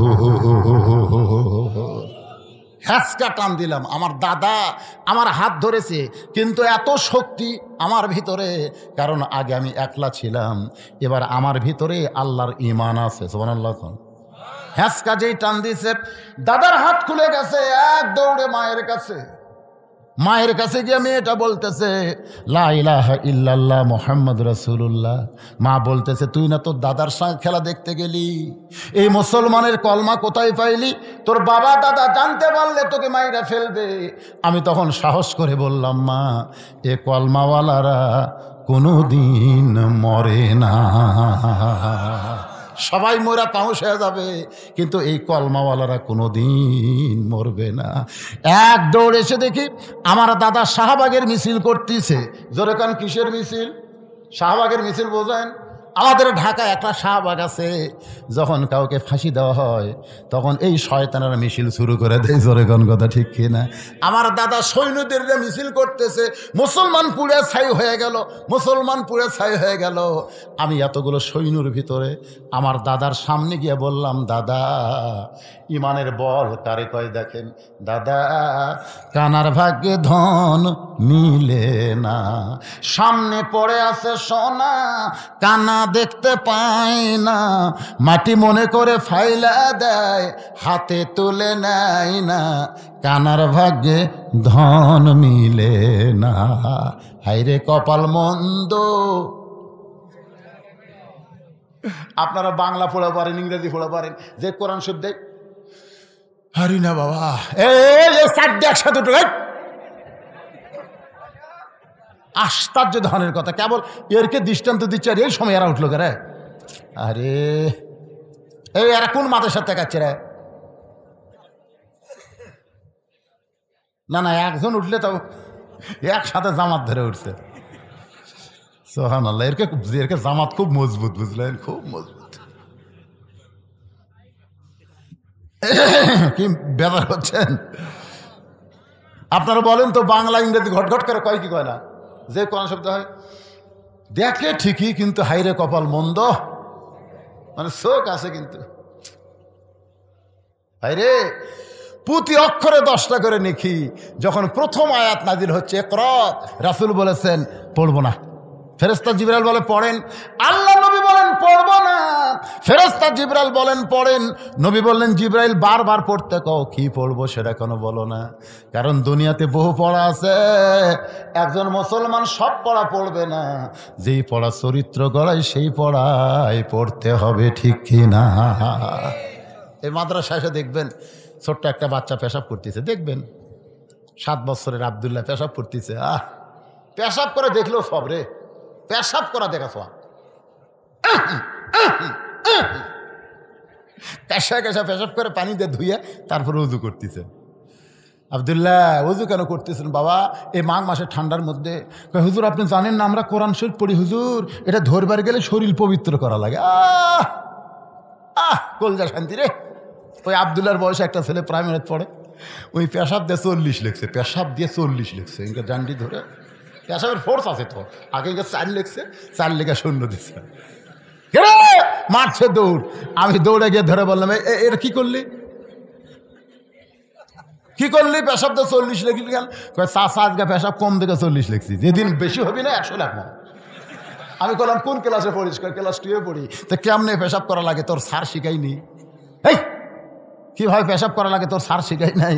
তখন চাষা কি দেখুন, প্রাইমারি পেশাবখানা যায় দেখি আমার স্যারই খাড়া হয়ে পেশাব করে। চাষা আমার স্যারই খাড়া হয়ে করে, ওর স্যারই খাড়া হয়ে মারে। কারণ স্যার জানে ওর যে শিক্ষা দেওয়া হচ্ছে একদম বাগডম ঘোড়াডম সাজা ঢাক বললো ঝাঁঝর বাজা, পেশাব কি পায়খানা করতে করতেও পড়া যাবে, পড়া যাবি না? আর আলিফ বা তাসা এটা কি? এটা পেশা পবিত্র না হয়ে ধরা যাবে না। হাইরে কপাল মন্দ, চোখ থাকিতে অন্ধ। আজকে এই কোরআনের মাহফিলে বসে আল্লাহর কোরআনকে ভালোবাসেন এরকম কোন কোন আল্লাহর বান্দা আছে? আল্লাহকে একটু হাত তুলে দেখান। লিল্লাহি তাকবীর, হাত নামান। এই কোরআনের জন্য ডাক আসতে পারে, কোরআনের জন্য রাস্তায় বের হওয়া লাগতে পারে, কোরআনের জমিন বাংলাদেশ আবার প্রতিষ্ঠা করা লাগতে পারে। জোরে কোন কথা ঠিক না? রাজি আছেন? আইরে জান দিতে হবে, মাল দিতে হবে। আজকে সব শুনলেন যে প্রাইমারি হাই স্কুল মাদ্রাসা সব জায়গায় সরকার টাকা দেয়, আর এই মাদ্রাসা দেয় না কেন? এটা আপনাকে জন্যে আল্লাহ বরাদ্দ রাখছে। তোরা যতদিন থাকবি এই মাদ্রাসা ততদিন টিকবি। তো আজকে যারা কোরআনকে ভালোবাসেন তাদের কাছে রুমাল যাবে, গামছা যাবে, মাত্র 5 মিনিট আদায় হবে। আর 100টা কোরআন শরীফ আমি এই মাদ্রাসার জন্য বিক্রি করবো। 100টা কোরআন শরীফ। মুহাম্মাদুর রাসূলুল্লাহ। মেয়েটা বলা হোসাইন 6 বছর বয়সে এইভাবেই ঈমান নামক মহামূল্যবান নিয়ামত আল্লাহ আমাকে দান করেছে। সঙ্গে সঙ্গে হোসেন বলে, রে মেয়ে, আমি 2 নম্বর প্রশ্নের উত্তর যেমন আশা করেছিলাম তার চাইতে আল্লাহ তুমি 1000 গুণ সুন্দর উত্তর দিয়েছ। জোরে কর না সুবহানাল্লাহ। আমি 2 নম্বর প্রশ্নের যেমন আশা করেছিলাম তার চাইতে 1000 গুণ তুমি সুন্দর। ওমর ফারুক বলে, হোসাইন তাহলে আল্লাহ আমার ঘটকালি কবুল করেছে। হোসেন বলে, এত সহজ না, 3টা প্রশ্নের উত্তর দিলে করব বিয়া, নচেত আমি বিবাহ করব। 2টার উত্তর দেওয়া হলো, একটা থাক। তো না করলে তো কোরআন শব্দ দেওয়া লাগবে 3টা। হয়ে গেছে? কোন তালে দিলে রে? মাশাআল্লাহ, মাশাআল্লাহ। নামাজের সময় নিয়ত উচ্চারণ করতে হয় কিনা? নিয়ত পড়া আর নিয়ত করা, আপনারা বলেন তো, নামাজের নিয়ত করার কথা আছে না পড়ার কথা আছে? হ্যাঁ, নিয়ত করা। তো নিয়ত করা কোনোদিন উচ্চারণ করা লাগে না। হ্যাঁ, আমার এক বড় ভাই, একসঙ্গে আমরা দুইজন আসরের নামাজ ধরবো একসাথে। তা আমি যাই, প্রথম রাকাত পেলাম, মানে 4 রাকাতের প্রথম রাকাতে পেলাম, কিন্তু আমার বড় ভাই প্রথম রাকাত মিস করলো। একসাথে ঢুকে আমি 4 রাকাতই পেলাম, ওর 3 রাকাত হলো। নামাজ শেষ করার পরে বললাম, কে ভাই, একই সাথে ঢুকলাম, আমি 4 রাকাত, তুই 3 রাকাত কেন? বলে এই যে নয়তো নুসালিল্লাহ তাআলা বারাকাতু সালাত, এই বলতে বলতে ইমাম রুকুত গেছে, বাড়ি রুকুত শেষদাত গেল, হ্যাঁ 1 রাকাত পেলামই না। তাই আমি কইলাম, তোমাকে নিয়ত পড়ার কথা কে কইছে? বলে তাহলে কি করব? বলে যখন ওযু করেছো তখনই তোমার নিয়ত হয়ে গেছে। নিয়ত মানে ইচ্ছা করা। যেরকম নিয়ত মানে কি করা? নিয়ত মানে ইচ্ছা করা। যখন মসজিদের মধ্যে ঢুকেছো তখন তোমার নিয়ত হয়ে গেছে। যখন কাতারবদ্ধ হয়েছে তখন নিয়ত হয়ে গেছে। আবার নতুন করে নয়তো বলা লাগবে না, আল্লাহু আকবার বলে নিয়ত করে সিজদা রুকু করা লাগবে। জোরে কোন কথা ঠিক কি না? এই এর উচ্চারণ করার দরকার নাই, মনে মনে সংকল্প করার নামই হলো নিয়াত। আল্লাহর বান্দার একটু খেয়াল করেন, ওমর ফারুক বলে, হোসাইন এখন 3 নম্বর প্রশ্ন করো। হোসাইন বলতেছে, রে মেয়ে, আমার 3 নম্বর প্রশ্ন হলো। বলবো? শুনবেন? তার মনোযোগ দিচ্ছেন না কেন? 3 নম্বর প্রশ্ন হলো, রে মেয়ে, বিবাহের পর আমার সঙ্গী তোমার থাকতে হবে। বিবাহের আগে না, বিবাহের পর। বাংলাদেশে প্রত্যেকটা ছেলে মেয়ে বিয়ার আগেই করবার চায়, কিন্তু বিয়ার পরে, বোঝেন না, বিয়ার আগে আর বিয়ার পরে কম বেশি আছে না নাই? আপনারা বলেন তো, যারা 14ই ফেব্রুয়ারি পালন করে এরা কি বিয়ার আগে করে না পরে করে? আপনারা বলেন তো, বিবাহের আগে কোনো কিছু করা জায়েজ না হারাম? হোসাইন কিন্তু বলতেছে, রে মেয়ে, আমার সঙ্গে বিবাহের পরে তোমার যে সম্পর্ক হবে, আমার সঙ্গী থাকতে হবে। মেয়েটা ফোঁপায় কাঁদতেছে। ওমর ফারুক বলে, মা, 2টা কঠিন প্রশ্ন হোসাইন করলো, তার উত্তর তুমি সহজে দিয়ে দিলে। এই সহজ প্রশ্ন, বিবাহের পরে আমার সঙ্গী তোমার থাকতে হবে, তুমি এইটার উত্তর না দিয়া তুমি কেন কাঁদতেছ? মেয়েটা বলে, হোসাইন, যে প্রশ্ন আমাকে করেছে এই প্রশ্নের মধ্যে কঠিন কথা রয়েছে। ঠিক কিনা বলেন? এটি আসে আবার কি হাত দেয়, এটা অপারেটর করে সব জায়গায় হাত দিবার চায়। মাদ্রাসা মসজিদ সব চলাচ্ছে, ঠিক আছে, আবার মাইকও চলাবি। জমিনের উপরে সবচাইতে উত্তম মসজিদ নিকৃষ্ট, উত্তম হলো মসজিদ, নিকৃষ্ট হলো বাজার। বর্তমানে প্রায় স্থানে নিচে বাজার, উপরে মসজিদ, এর নাম রাখা হয়েছে মসজিদ মার্কেট। এর সঠিক ব্যাখ্যা যদি বলতেন, আপনাকে কি বুঝলেন? মানে যে জায়গায় নামাজ পড়া হয় সে জায়গা হলো উত্তম, সেটা বাজারের উপরে হোক আর ব্রিজের উপরে হোক আর যেটি হোক। তা আপনি নিজে বাজার থেকে, বাজার মানে কি এটা বুঝাইছে আল্লাহ রাসূল, যে বাজার নিকৃষ্ট এই কারণে, বাজার গেলে মানুষ শুধু দুনিয়াবি চিন্তায় ব্যস্ত হয়ে যায়। আর মসজিদের মধ্যে উৎকৃষ্ট এই কারণে, এখানে আসলে মানুষ একমাত্র আল্লাহ এবং আখেরাত নিয়ে ব্যস্ত হয়ে যায়। জোরে কোন কথা ঠিক কিনা ভাইজান? এজন্য মসজিদ হলো সবচাইতে উত্তম জায়গা। মসজিদের মধ্যে কি আমরা যে কাজগুলো করি এগুলো উত্তম না? এই জন্য উত্তম, যা বাজারে যেগুলো করি ও আজাতা। দেখবেন 5 মিনিট পরে জামাত হবে, এই 5 মিনিটের মধ্যে আমি 10 বার ঘড়ি দেখি।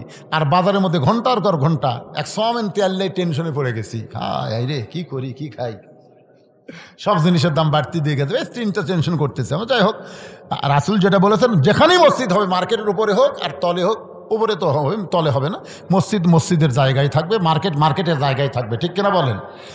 আল্লাহর বান্দারা, মেয়েটা বলতেছে, ইয়া আমিরুল মুমিনিন, এই কারণেই কাঁদতেছি, হোসেন যে প্রশ্ন করেছে এই প্রশ্নের মধ্যে অত্যন্ত গুরুত্বপূর্ণ কথা রয়েছে। ও হোসাইন, আপনি বলতেছেন বিবাহের পরে আমার সঙ্গী তোমার থাকতে হবে। আল্লাহর একজন নবী ছিলেন, নাম হলো আইয়ুব নবী। জোরে কোন কি নবী? আইয়ুব নবীর এক সময় বাসাই ছিল। আইয়ুব নবীর এক সময় অনেকগুলো বউ ছিল। আইয়ুব নবীর ঘর বাড়ি সব কিছুই ছিল, কিন্তু আইয়ুব নবী যখন অসুস্থ হয়ে গেল, আয়ুব নবী যখন কঠিন অসুস্থ হলো, এমনকি দেহের দুর্গন্ধ যখন শুরু হলো, তখন কিন্তু তার বাড়ি ঘর থেকে বের করে লোকালয় থেকে একবারে জঙ্গলের মধ্যে তাকে রেখে আসলো। যতগুলো বিবি ছিল সব বিবি আয়ুব নবীকে ছেড়ে চলে গেল, সন্তান সন্ততি সবাই দূরে গেল, শুধু একটা মাত্র বিবি আয়ুব নবীর সঙ্গ ত্যাগ করে নাই। সেই বিবির নাম হলো রহিমা হোসাইন। রহিমা যেমন আয়ুব নবীর সুখের দিনেও ছিল, দুঃখের দিনেও ছিল, আমিও তেমন আপনার দুঃখের দিনেও থাকব, সুখের দিনেও থাকব, সব সময় আপনার সঙ্গে থাকতে চাই, এমনকি জান্নাতেও আপনার সঙ্গে থাকতে চাই। হুসাইন বলতেছে আমার কোনো আপত্তি নেই। ওই মেয়েটার সঙ্গে হুসাইনরা দিলার বিয়ে হলো। মেয়েটার নাম হলো শাহের বানু। ওই কারবালার প্রান্তরে আলী আসগরকে যখন হত্যা করা হয়, হুসাইন এসে বলল, রে বিবি, তোমার কলিজার টুকরা আলী আসগরকে হত্যা করেছে, তুমি ইচ্ছা করলে তাবু ছেড়ে তুমি চলে যাবার পারো, এরপরে কিন্তু আমার ওপর অ্যাটাক করবে, আক্রমণে তুমিও নিহত হতে পারো। বউটা কান্দের বলে, স্বামী গো, বিয়ের সময় আপনি তৃতীয় প্রশ্ন করেছিলেন, বিয়ের পরে আমার সঙ্গী তোমার থাকতে হবে। আজকে কারবালার প্রান্তরে কঠিন সময়, আমি আপনাকে ছাড়বো না, সব সময় আপনার সঙ্গে থাকতে চাই। যখন দেহ রেখে মাথা নিয়ে চলে গেল, ওই দেহের উপরে ঘোড়া ছুটানো হলো।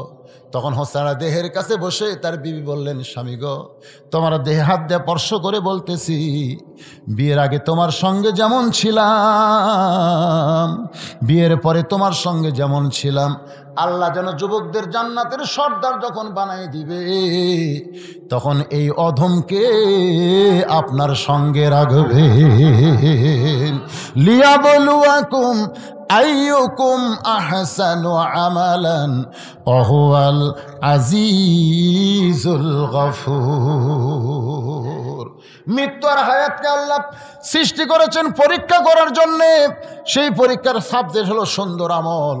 আজকে শুরু থেকে এ পর্যন্ত আমি যতগুলো আমলের কথা বলেছি, সে আমলগুলো কি সুন্দর না খারাপ?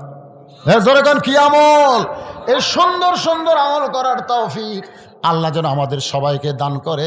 আজকে আলোচনার পরে ঘুমাইয়া যাব, ঘুমের পরে ফজরের জামাত, এই সুন্দর আমলটাও যেন আল্লাহ আমাদের জন্য কবুল করে। সকলে বলে আল্লাহুম্মা আমিন। আস্তাগফিরুল্লাহ রাব্বি মিন কুল্লি যামবি ওয়া আতুবু ইলাইহি। লা হাওলা। কেউ উঠবেন না, কেউ উঠবেন না। এই যে অধৈর্য, এটা হলো খারাপ আমল। ইন্নাল্লাহা মা'আস সাবিরিন, ধৈর্য ধরা হলো সুন্দর আমল। এটা চালু করে দাও।